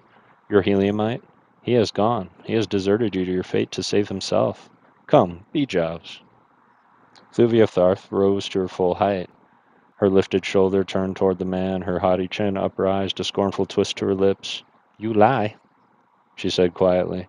"The Heliumite knows less of disloyalty than he knows of fear, and of fear he is as ignorant as the unhatched young." "Then where is he?" taunted the Lotharian.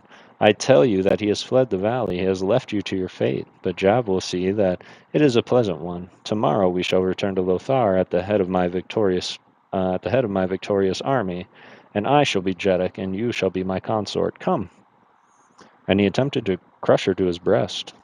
The girl struggled to free herself, striking the man with her metal armlets, yet still he drew her towards him, until both were suddenly startled by a hideous growl that rumbled from the dark wood close behind them. The girl controls Bantz. You saw her do this. Why would you?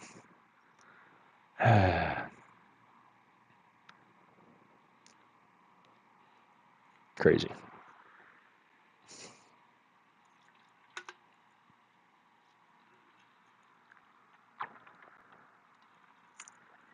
All right. Where are we at? Oh, yeah, we're right on schedule. On our last chapter, 6 through 10. So, chapter 10, and that should bring us right up to about that 2-hour mark. I appreciate you guys being here and hanging out in the story. Boggles the mind, right? Boggles the mind how many, like, poor Thuvia. Like, lurking and listening. I appreciate you, Jess. It was fun hanging out and just kind of having you in the background. I was not paying attention at all. I was definitely lost in my own world, but the painting is looking really, really good. All right.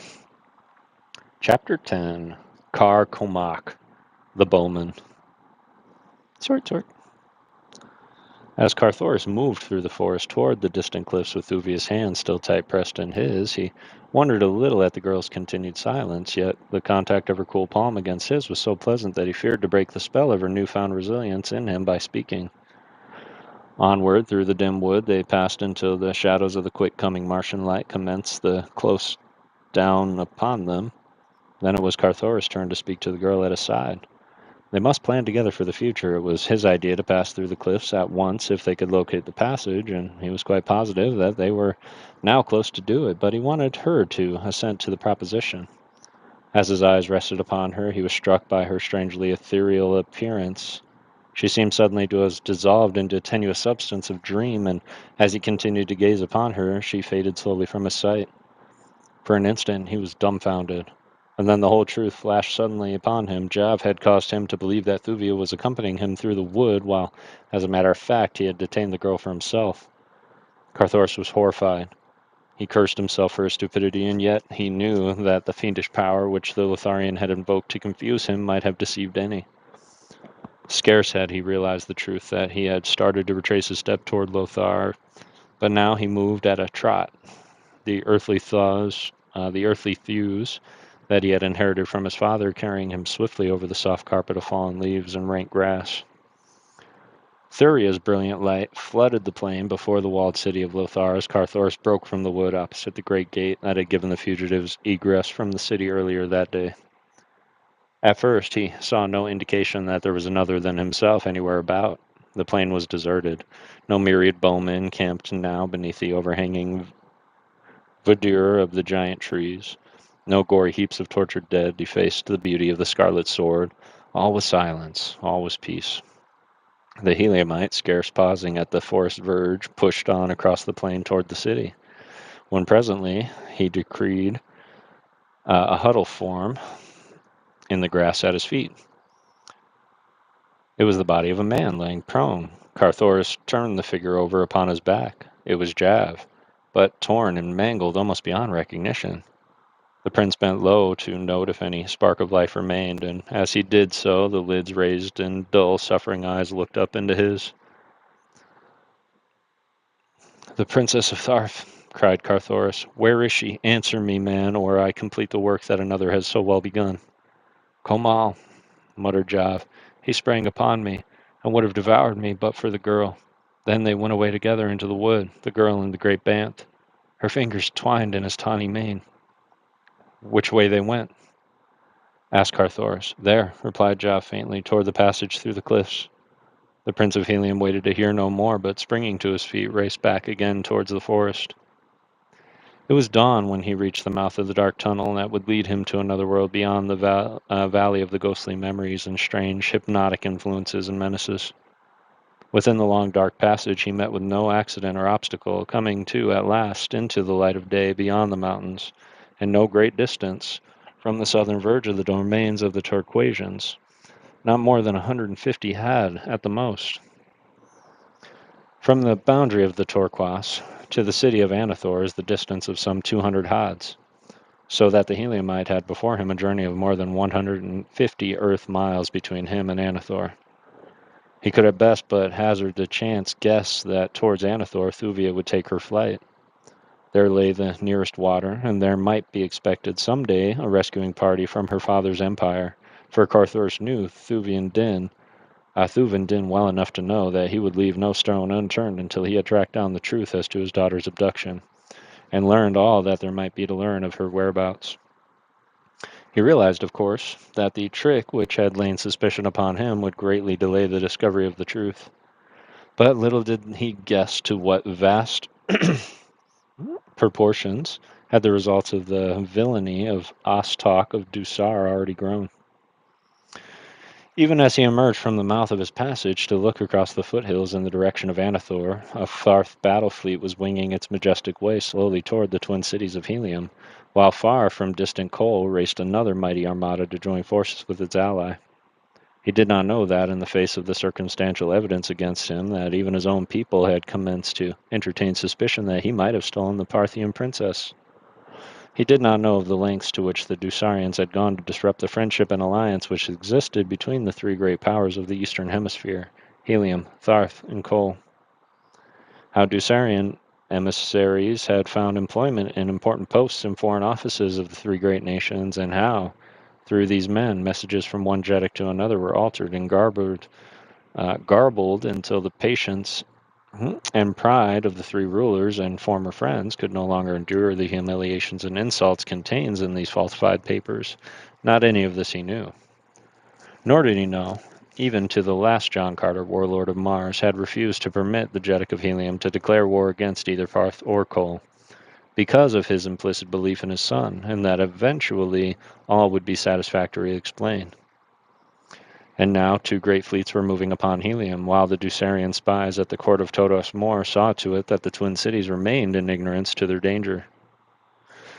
War had been declared by Thuvin Din, but the messenger who had been dispatched with the proclamation had been a Dusarian who had seen to it that no word of warning reached the twin cities of the approach of the hostile fleet.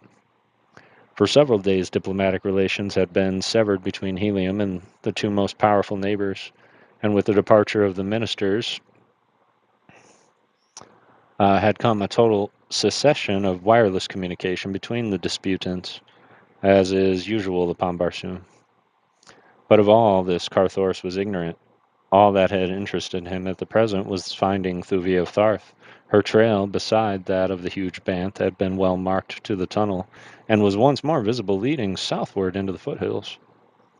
As he followed rapidly downward toward the Dead Sea bottom, where he knew he must lose the spore in the resilient ochre vegetation, he was surely surprised to see a naked man approaching him from the northeast. As the fellow drew closer, Carthoris halted and awaited his coming. He knew that the man was unarmed, and that he was apparently a Lotharian, for his skin was white and his hair auburn. He approached the Heliumite without sign of fear, and when quite close, called out the cheery Barsumian "Kor" of greeting. "Who are you?" asked Carthoris. "I am Kar Komak, Adwar of the Bowmen," replied the other. "A strange thing has happened to me. For ages Tario has been bringing me into existence as he needed the services of the army of his mind. Of all the bowmen, it has been Kar Komak who has been oftenest materialized. For a long time, Tario has been concentrating his mind upon my permanent materialization. It has been an obsession with him that someday this thing could be accomplished and the future of Lothar assured. He asserted that matter was non-existent except in the imagination of man, that all was mental, and so he believed that by pursuing in his suggestion he could eventually make of me a permanent suggestion in the minds of all creatures. Yesterday he succeeded, but at such a time it must have come all unknown to him, as it came to me without my knowledge, as, with my horde of yelling bowmen, I pursued the fleeing Tarquasians back to their ochre plains. As darkness settled, at the time came for us to fade once more into the thin air, I suddenly found myself alone upon the edge of the great plain which lies yonder at the foot of the low hills. My men were gone back to the nothingness from which they had sprung, but I remained naked and unarmed. At first I could not understand, but at last I came to realization of what had occurred. Tario's long suggestions had at last prevailed, and Kar Komak could become a reality in the world of man. But my harness and my weapons had faded away with my fellows, leaving me naked and unarmed in a hostile country far from Lothar. "You wish to return to Lothar?" asked Carthoris. "No," exclaimed Kar Komak quickly. "I have no love for Tario. Being a creature of his mind, I know him too well. He is cruel and tyrannical, a master I have no desire to serve. Now that he has succeeded in accomplishing my permanent materialization, he will be unbearable, and he will go on until he has filled Lothar with his creatures. I wonder if he has succeeded as well with the Maid of Lothar." "I thought there were no women there," said Carthoris. In a hidden apartment in the palace of Tario, exclaimed Kar Kormak, the Jeddak has maintained the suggestion of a beautiful girl, hoping that someday she would become permanent. I have seen her there. She is wonderful, but for her sake I hope that Tario succeeds not so well with her as he has with me. Now, Redman, I have told you of myself. What of you? Carthoris liked the face and manner of the bowman. There had been no sign of doubt or fear in his expression as he had approached the heavily armed Heliumite, and he had spoken directly and to the point. So the Prince of Helium told the bowman of Lothar who he was and what adventure had brought him to this far country. Good, exclaimed the other when he had done. Kar Kormak will accompany you. Together we shall find the Princess of Farth, and with you Kar Kormak will return to the world of man. Such a world as he knew in a long gone past, when the ships of the mighty Lothar plowed angrily Thraxus, and the roaring surf beat against the barrier of these parched and dreary hills. What mean you? Asked Carthoris. Had you really a former actual existence? Most assuredly, replied Kar Kormak. In my day I commanded the fleets of Lothar, mightiest of all the fleets that sailed the 5 salt seas. Wherever man lived upon Barsoom, there was a name of Kar Kormak known and respected. Peaceful were the land races on those distant days. Only the seafarers were warriors. And now has the glory of the past faded, nor did I think until I met you that there remained upon Barsoom a single person of our own mold who lived and loved and fought as we did, the ancient seafarers of my time. But it will seem good to see men once again, real men. Never had I much respect for the landsmen of my day. They remained in their walled cities, wasting their time in play, depending for their protection entirely upon the sea race. And the poor creatures who remained, the Tarios and Jevs of Lothar, are even worse than their ancient forebears. Carthoris was a trifle skeptical as to the wisdom of permitting the stranger to attach himself to him. There was always a chance that he was but the essence of some hypnotic treachery which Tario or Jav was attempting to exert upon the Heliumite, and yet so sincere had been the manner of the words of the bowman, so much the fighting man did he seem, but Carthoris could not find it in his heart to doubt him. The outcome of the matter was that he gave the naked Oddwar leave to accompany him, and together they set out upon the spoor of Thuvia and Komal. Down to the Ochre Sea bottom the trail led. There it disappeared, as Carthoris had known that it would. But where it had entered the plain, its direction had been toward Anathor, and so toward Anathor the two turned their faces. It was a long and tedious journey, fraught with many dangers. The bowman could not travel at the pace set by Carthoris, whose muscles carried him with great rapidity over the face of the small planet, the force of the gravity of which exerts so much less restraining power than that of the Earth. 50 miles a day is fair average for the Barsoomian, but the son of John Carter might easily have covered 100 or more miles had he cared to desert his newfound comrade. All the way, they were in constant danger of discovery by roving bands of Tarquasians, and especially was this true before they reached the boundary of Tarquas. Good fortune was with them, however, and although they sighted 2 detachments of the savage green men, they were not themselves seen. And so they came, upon the morning of the 3rd day, within the sight of the glistening domes of distant Anathor. Throughout the journey, Carthoris had ever strained his eyes ahead in search of Thuvia and the great Banth, but not till now had he seen aught to give him hope. This morning, far ahead, halfway between themselves and Anathor, the men saw 2 tiny figures moving toward the city. For a moment they watched them intently, and Carthoris, convinced, leaped towards at a rapid run, Kar Kormak following as swiftly as he could. The Heliumite shouted to attract the girl's attention, and presently he was rewarded by seeing her turn and standing looking towards him. At her side was the great Banth, stood up with perked ears, watching the approaching man. Not yet could Thuvia of Tharth had recognized Carthoris, though that it was he, she must have been convinced, for she waited there for him without sign of fear. Presently, he saw her point toward the northwest beyond him. Without slackening his pace, he turned his eyes in the direction she indicated. Racing silently over the thick vegetation, not half a mile behind, came a score of fierce green warriors charging him upon their mighty thoats. To their right was Karkamak, naked and unarmed, yet running valiantly toward Carthoris and shouting warning as though he, too, had but just discovered the silent, menacing company that moved so swiftly forward with crouched spears and ready long swords. Carthoris shouted to the Lotharian, warning him back, for he knew that he could but uselessly sacrifice his life by placing himself all unarmed in the path of the cruel and relentless savages. But Karkamak never hesitated. With shouts of encouragement to his new friend, he hurried onward toward the Prince of Helium. The red man's heart leaped in response to his exhibition of courage and self-sacrifice. He regretted now that he had not thought to give Karkamak one of his swords.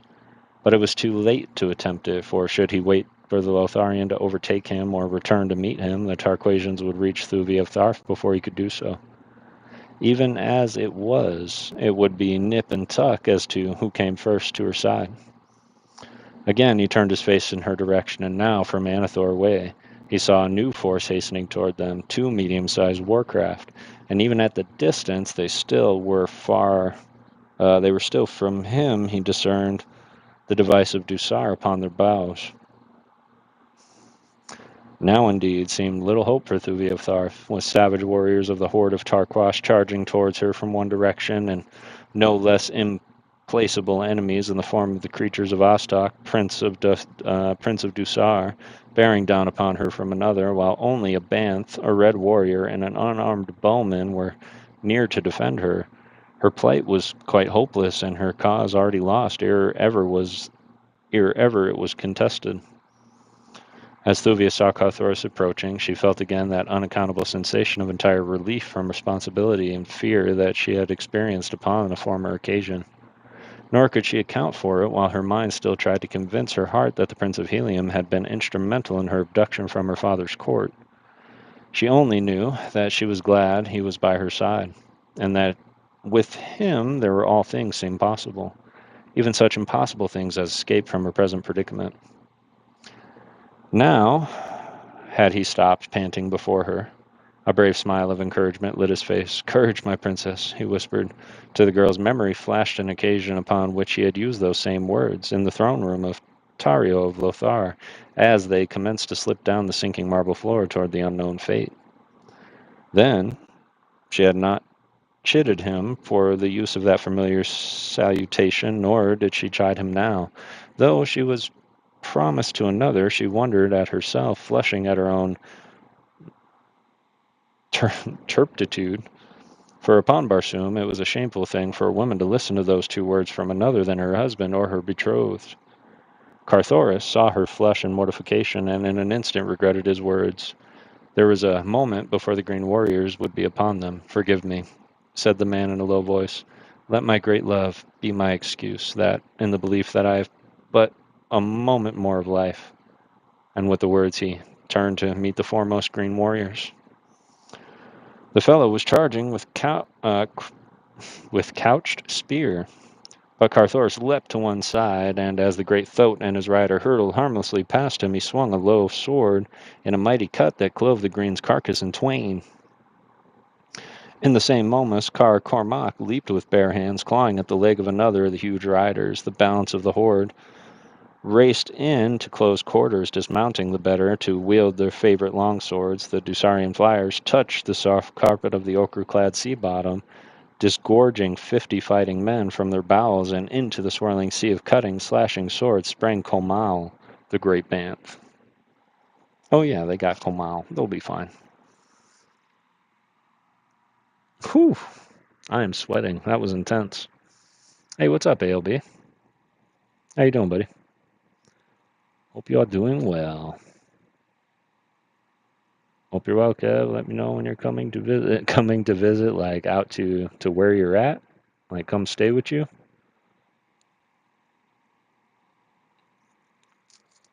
She does, in fact, still stream. Yes, this be true. This be true.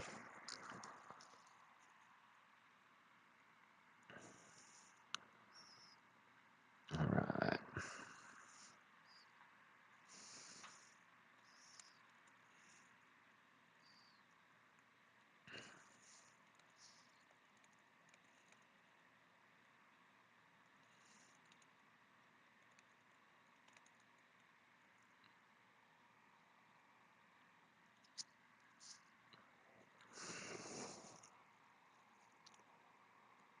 Yeah, I'll think about it for sure. I think that'd be fun.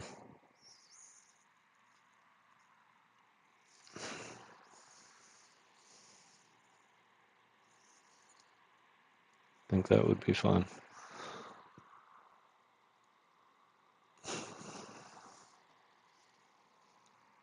All right.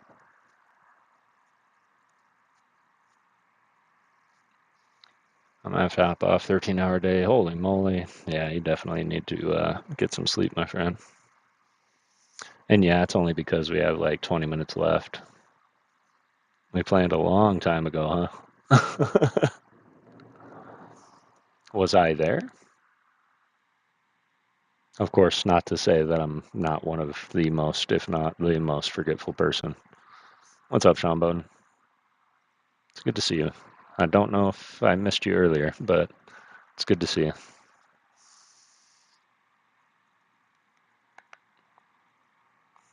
I actually have a couple of arts that I'm working on for you, Sean. Of course, they were one arts, and I'm really looking forward to seeing your reaction on them.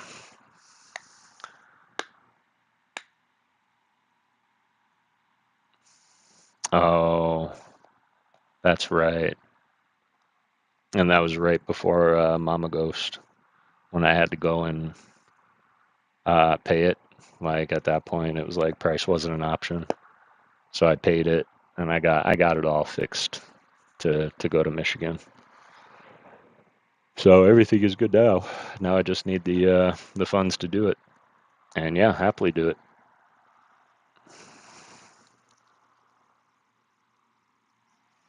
All right. Let's see. Got 9, 8 in here. All right. Let's do it. Let's do one more. That's right. Man, a lot of things went out of my mind when that happened, so I apologize. But yeah, let's plan. All right, let's do one more chapter. I'm not even sure how long this book is. I might be ruining like the next stream, but that's okay. We will adapt. But let's read one more. Chapter 11, Green Men and White Apes. A Torquasian sword smote a glancing blow across the forehead of Carthoris. He had the fleeting vision of soft arms about his neck and the warm lips close to his before he lost consciousness. How long he lay there senseless, he could not guess, but when he opened his eyes again, he was alone, except for the bodies of the dead green men and Dusarians and the carcasses of the great banth that lay half across his own. Thuvia has gone. Thuvia was gone, nor was the body of Carcomac among the dead. Weak from loss of blood, Carthoris made his way slowly towards Anathor, reaching its outskirts at dark. He wanted water more than any other thing, and so he kept on up the broad avenue toward the great central plaza, where he knew the precious fluid was to be found in the half-ruined building opposite the great palace of the ancient Jeddak, who once had ruled this mighty city. Disheartened and discouraged by the strange sequence of events that seemed foreoriented to thwart his every attempt to serve the Princess of Tharf, he paid little or no attention to his surroundings, moving through the deserted city as though no great white apes lurked in the black shadows of the mystery-haunted piles that flanked the broad avenues and the great plaza. But if Carthoris was careless of his surroundings, not so other eyes that watched his entrance into the plaza and followed his slow footsteps toward the marble pile had housed the tiny half-choked spring whose water once might gain only by scratching a deep hole in the red sand that covered it. And as the Heliumite entered the small building, a dozen mighty, grotesque figures emerged from the doorway of the palace to speed noiselessly across the plaza towards him. For half an hour, Carthoris remained in the building, digging for water and gaining a few much-needed drops, which were the fruits of his labor. Then he rose and slowly left the structure. Scarce had he stepped beyond the threshold of the 12 Torquasian warriors leaped upon him. No time then to draw his long sword, but swift from his harness flew his long, slim dagger, and as he went down beneath them, more than a single green heart ceased beating at the bite of his keen point. Then they overpowered him and took his weapons away, but only 9 of the 12 warriors who had crossed the plaza returned with their prize. They dragged their prisoner roughly into the palace pits, where in utter darkness they chained him with rusty links to the solid masonry of wall. "Tomorrow Tharban will speak with you," they said. "Now he sleeps. But great will be his pleasure when he learns who has wandered among us. The great will be the pleasure of Horton Gur, with Tharban brings before him the mad fool who dared prick the great Jeddak with his sword." Then they left him to the silence and the darkness. For what seemed hours Carthoris squatted upon the stone floor of his prison, his back against the wall, in which was sunk the heavy eye bolt which secured the chain which held him. Then, from out of the mysterious blackness before him, there came to his ears the sound of naked feet moving stealthily upon the stone, approaching nearer and nearer to where he lay, unarmed and defenseless. Minutes passed, minutes that seemed hours, during which time periods of sepulchral silence would be followed by the repetition of the uncanny scraping of naked feet slinking warily upon him. At last he heard a sudden rush of unshod soles across the empty blackness, and at the little distance of scuffing sound, heavy breathing, and once what he thought the muttered imprecation of the man battling against great odds. Then the clanging of a chain, and a noise as of the snapping back against stone of a broken link. Again came silence, but for a moment only. Now he heard once more the soft feet approaching him. He thought that he discerned wicked eyes gleaming fearfully at him through the darkness. He knew that he could hear the heavy breathing of the powerful lungs. Then came the rush of many feet towards him. Excuse me. And the things were upon him. Hands terminating in man-like fingers clenched at his throat, and arms and legs, hairy body strained and struggled against his own smooth hide as he battled in grim silence against these horrid foemen in the darkness of the pits of ancient Anathor. Thud, like some giant god, was Carthoris of Helium, yet in the clutches of these unseen creatures of the pit, Sturgian night, he was helpless as a frail woman. Yet he battled on, striking futile blows against great, hispid breasts he could not see, feeling thick, squat throats beneath his fingers. Throats beneath his fingers, the drool of saliva upon his cheek, and hot, foul breath in his nostrils. Fangs, too, mighty fangs, he knew were close, and why they did not sink into his flesh he could not guess. At last he became aware of the mighty surging of a number of his antagonists back and forth upon the great chain that held him, and presently came to the same sound that he had heard, little distance from him a short time before he had been attacked. His chain had parted, and the broken and snapped back against the stone wall. Now he was seized upon either side and dragged at a rapid pace through the dark corridors towards what fate he could not even guess. At first he had thought his foes might be of the tribe of Torquas, but their hairy bodies belied that belief. Now he was at last quite sure of their identity, though why they had not killed and devoured him at once he could not imagine. After half an hour or more of rapid racing through the underground passages that were the distinguishing feature of all Barsumian cities, modern as well as ancient, his captors suddenly emerged into the moonlight of the courtyard far from the central plaza. Immediately Carthor saw that he was in the power of the tribe of the great white apes of Barsum. All that had caused him doubt before to the identity of his attackers was the hairiness of their breasts, for the white apes are entirely hairless, except for a great shock bristling from their heads. Now he saw the cause of what which had deceived him. Across the chest of each of them was a strip of hairy hide, usually of a banth, an imitation of the harness of the green warriors who so often camped at their deserted cities. Carthoris had read the existence of tribes of apes that had seemed to be progressing slowly towards higher standards of intelligence. Into the hands of such, he realized, he had fallen. But what were their intentions towards him? He had glanced about the courtyard. He saw fully 50 of the hideous beasts squatting on their haunches, and at a little distance from him another human being closely guarded. As his eyes met those of his fellow captive, a smile lit the other's face, and "Kor, red man!" burst from his lips. It was Kar Komak, the bowman. "Kor!" cried Carthoris in response. How came you here, and what befell the princess? Red men like yourself descended in mighty ships that sailed the air, even as the great ships of my distant day sailed the five seas, replied Carcomac. They fought with the green men of Torquas. They slew Comal, god of Lothar. I thought they were your friends, and I was glad when they finally, those of them who survived the battle, carried the red girl into one of the ships and sailed away with her into the safety of the high air. Then the green men seized me and carried me to a great empty city where they chained me to a wall in a black pit. Afterward came these and dragged me hither, and what of you, red man? Carthoris related all that had befallen him. As the two men talked, the great ape squatted about them, watching them intently. What are we to do now? Asked the bowman. Our case looks rather hopeless, replied Carthoris ruefully. These creatures are born man-eaters. Why they have not already devoured us, I cannot imagine. There, he whispered, see, the end is coming.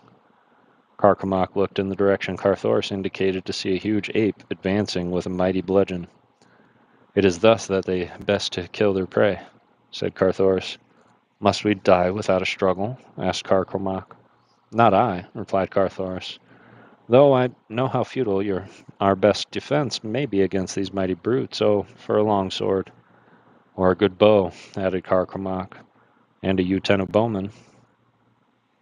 At the words, Carthoris half sprang to his feet, only to be dragged roughly down by his guard. Carcomac, he cried, why cannot you do what Tario and Jav did? They had no bowmen other than those of their own creation. You must know the secrets of their power. Call forth your own U-10, Carcomac. The Lotharian looked at Carthoris in wide-eyed astonishment as the full purport of the suggestion bore upon his understanding. Why not? He murmured. A savage ape bearing the mighty bludgeon was slinking towards Carthoris. The Heliumite's fingers were working as he kept his eyes upon his executioner. Carcomac bent his gaze penetratingly upon the apes. The effort of his mind was evidenced in the sweat upon his contracted brows. The creature that was to slay the red man was almost within arm's reach of his prey when Carthoris heard a hoarse shout from the opposite side of the courtyard. In common with the squatting apes and the demon with the club, he turned in the direction of the sound, to see a company of sturdy bowmen rushing from the doorway of the nearby building. With screams of rage, the apes leaped to their feet to meet the charge. A volley of arrows met them halfway, sending a dozen rolling lifeless to the ground. Then the apes closed with their adversaries. All their attention was occupied on the attackers. Even the guard had deserted the prisoners to join the battle. Come, whispered Carcomac. Now we may escape while their attention is diverted from us by my bowmen. And leave those brave fellow leaderless? Cried Carthoris, whose loyal nature revolted at the merest suggestion of a thing. Carcomac laughed. You forget, he said, that they are but thin air, figments of my brain. They will vanish unscathed when we have no further need for them. Praise be your first ancestor, red man, that you thought of this chance in time. It would have never occurred to me to imagine that I might wield the same power that brought me into existence. You are right, said Carthoris. Still, I hate to leave them, though there is naught else to do. And so the two turned from the courtyard, and making their way into one of the broad avenues, crept stealthily in the shadows of the building toward the great central plaza, upon which were the buildings occupied by the Green Warriors when they visited the deserted city. When they had come to the plaza's edge, Carthoris halted. Wait here, he whispered. I go fetch Thotes, since on foot we may never hope to escape the clutches of these green fiends. To reach the courtyard where the Thotes were kept, it was necessary for Carthoris to pass through one of the buildings which surrounded the square. Which were occupied and which not, he could not even guess. So which were occupied and which not, he could not even guess. So he was compelled to take considerable chances to gain the enclosure in which he could hear the restless beats and squealings and quarrelings among themselves. Chance carried him through a dark doorway into a large chamber in which lay a score more green warriors wrapped in their sleeping silks and furs. Scarce had Carthoris passed through the short hallway that connected the door of the building and the great room beyond it, then he became aware of the presence of something or someone in the hallway through which he had just passed. He heard a man yawn, and then, behind him, he saw a figure of a sentry rise from where the fellow had been dozing, and stretching himself, resumed his wakeful watchfulness. Carthoris realized that he must have passed within a foot of the warrior, doubtless rising him from his slumber. To retreat now would be impossible. Yet to cross through that room full of sleeping warriors seemed almost equally beyond the pale of possibility. Carthoris shrugged his broad shoulders and chose the lesser evil. Warily he entered the room. At his right, against the wall, leaned several swords and rifles and spears, extra weapons which the warriors were stacked here, ready with their hands, should there be a night alarm calling them suddenly from slumber. Beside each sleeper lay his weapons. These were never far from their owners, from childhood to death. The sight of the swords made the young man's palm itch. He stepped quickly to them, selecting 2 short swords, one for Cormac, the other for himself, also some trappings for his naked comrade. Then he started directly across the center of the apartment among the sleeping Torquasians. Not a man of them moved until Carthoris had completed more than half of the short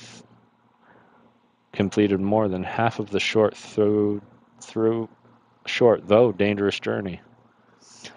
Then a fellow directly in his path turned restlessly upon his sleeping silks and furs. The Heliumite paused above him, one of the short swords in readiness should the warrior awaken. For what seemed an eternity to the young prince, the green man continued to move uneasily upon the couch. Then, as though actuated by springs, he leapt to his feet and faced the red man. Instantly Carthoris struck, but not before the savage grunt escaped the other's lips. In an instant the room was in turmoil. Warriors leaped to their feet, grasping their weapons as they rose, and shouting to one another for explanation of the disturbance.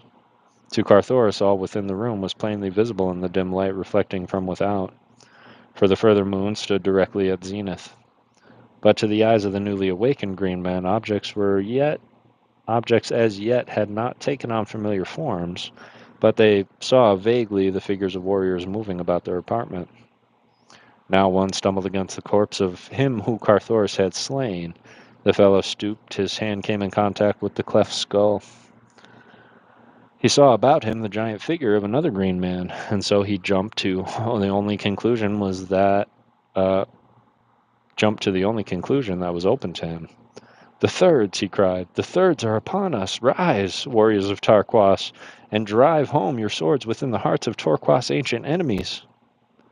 Instantly the green men began to fall upon one another with naked swords. Their savage lust of battle was aroused. Tonight, to kill, to fight, to die, with cold steel buried in their vitals, that to them was nirvana. Carthoris was quick to guess the error and take advantage of it. He knew that in the pleasure of killing they might fight on long after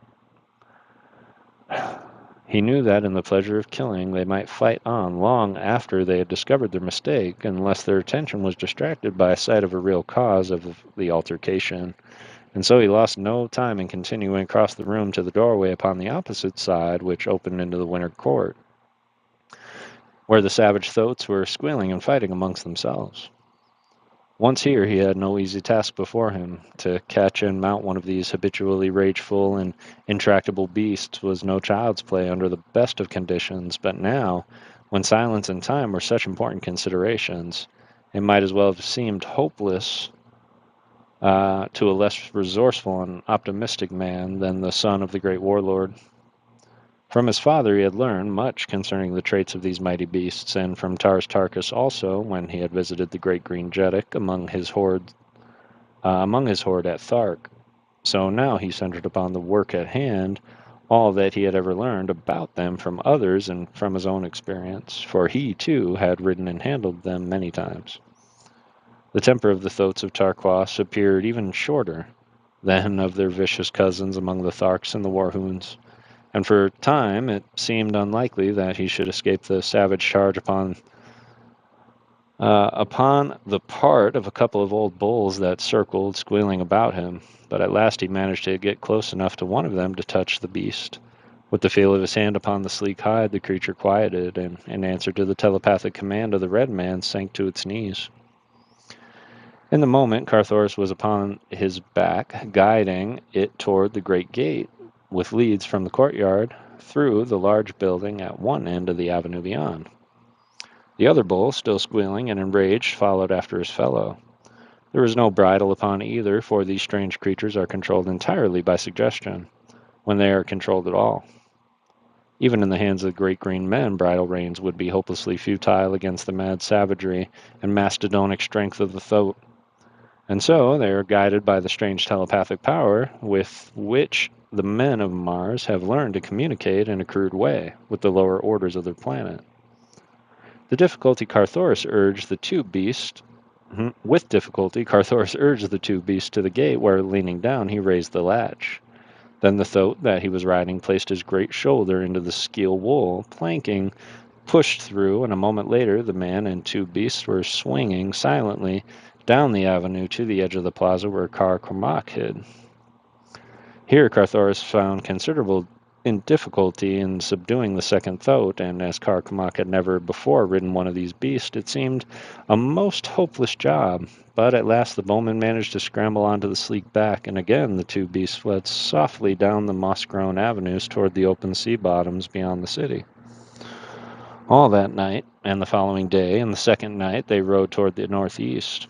No indication of pursuit developed, and at dawn of the second day, Carthoris saw in the distance the waving ribbon of the great trees that marked one of the long Barsoomian waterways. Immediately, they abandoned their thoats and approached the cultivated district on foot. Carthoris also discarded the metal from his harness, or such of it as might serve to identify him as a Heliumite or of royal blood, for he did not know what nation belonged this waterway. And upon Mars, it's always well to assume every man and nation your enemy until you have learned the contrary. It was mid-forenoon when the two at last entered one of the roads that cut through the cultivated districts at regular intervals, joining the arid wastes on either side with the great white central highway that follows through the central from end to end of the far-reaching tread-like farmlands. The high wall surrounding the field served as protection against the surprise by raiding green hordes, as well as keeping the savage bants and other carnivora from the domestic animals and the human beings upon the farms. Carthoris stopped before the first gate he came to, pounding for admission. The young man who answered his summons greeted the two hospitably, though he looked with considerable wonder upon the white skin and auburn hair of the bowman. After he had listened for a moment to the partial narration of their escape from the Torquasians, he invited them within, took them to his house, and bade the servants there prepare food for them. As they waited in the low-celled, pleasant living room of the farmhouse until the meal should be ready, Carthoris drew his host into conversation that he might learn his nationality, and thus the nation under whose domain lay the waterway where circumstances had placed him. "I am Halvas," said the young man, "son of Vaskor of Dusar, a noble of the retinue of Vostok, Prince of Dusar. At present I am douar of the road for this district." Carthoris was very glad that he had not disclosed his identity, for though he had no idea of anything that had transpired since he had left Helium, or that Astok was at the bottom of all his misfortunes, he well knew that the Dusarian had no love for him, and that he had no hope. He could hope for no assistance within the dominions of Dusar. "And who are you?" asked Halvas. Halvas. "By your appearance, I take you for a fighting man, but I see no insignia upon your harness. Could it be that you are Panthan?" Now, these wandering soldiers of fortune are common upon Barsoom. Where most men love to fight, they sell their services wherever war exists, and in the occasional brief intervals that there is no organized warfare between the red nations, they join one of the numerous expeditions that are constantly being dispatched against the green men in protection of the waterways that traverse the wilder portion of the globe. When their service is over, they discard the metal of the nation they have been serving until they shall have found a new master. In the intervals, they wear no insignia, their war-worn harness and grim weapons being sufficient to attest their calling. The suggestion was a happy one, and Carthoris embraced the chance to afford it to account satisfactory for him. There was, however, a single drawback. In times of war, such Panthans as happened to be within the domain of the belligerent nation were compelled to don the insignia of that nation and fight with her warriors. As far as Carthoris knew, Dusar was not at war with any other nation, but there was never any telling with one red nation would be flying at the throat of a neighbor, even though the great powerful alliance at the head of which was his father, John Carter, had managed to maintain long peace upon the greater portion of Barsoom. A pleasant smile lighted Halvas's face as Carthoris admitted his vocation. "It is well," exclaimed the young man, "that you chance to come hither, for here you will find the means of obtaining service in short order. My father, Voskor, is even now with me, having some hither to recruit a force for the new war against Helium."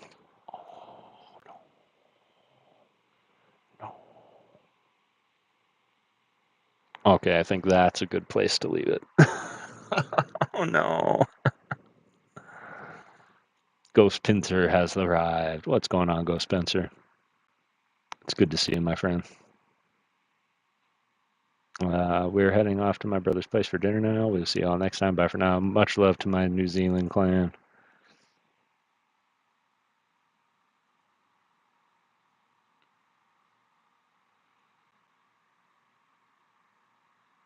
I hope you guys have a beautiful night. Drawing energy cards for some people. Hopefully finish them soon. Love it. Love it. Perfect, right? But new war upon Helium? Are they mad? They're going to attack the home of the warlord of all of Barsoom? I mean, come on. You got to think some people didn't think it through.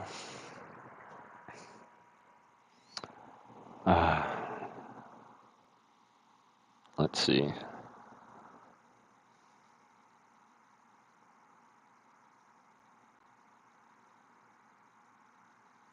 Thuvia.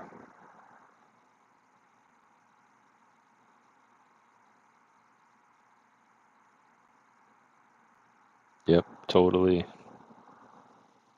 ruined it. So there's only 3 chapters left in this book.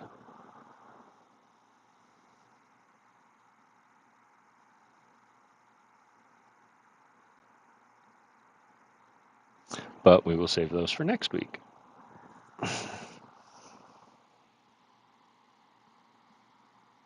I know, that's okay. That's okay. We'll make the next one. We'll probably finish it up and then we'll maybe start the next one. We've been doing that as books come to an end early. But I just enjoy reading them so much. And honestly, the hardest thing to do is not continue to read it without y'all, because I will sit here and just read through the whole thing. But I also want to find out the story as you all do. I don't like to know what's coming before it happens. I like to be just as shocked as all of you like that. That was insane. But I really do appreciate y'all hanging out with me tonight. Reading 6 chapters. We're going to change that right now. And let's see, is there anybody on that we can do a little reading raid to?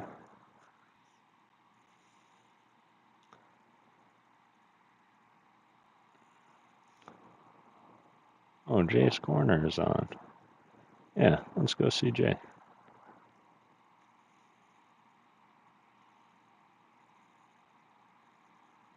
Go. Yeah, let's go see Jay. It is real, absolutely. Been the same with painting, yes. That one's easier for me because I have so much to produce that I can't hold it to only when I stream. But I will say that I love painting on stream. Absolutely do, and we should collab soon. But thank you all. I really do appreciate you hanging out, listening to this next installment of the story, and looking forward to getting back to my regular streaming schedule. I may be, throwing in a pop-up stream sometime this week. Ghostly reading Raid Bow. That's funny. But for now, always remember, y'all, to go out and get everything that you set out to get, and don't let anything stop you. But take $0 to be a good person. So always do it through peace, love, and Pokemon. And thank you all for believing in ghosts. Much love. Let's go raid Jay's Corner, and I will see you all in the next one.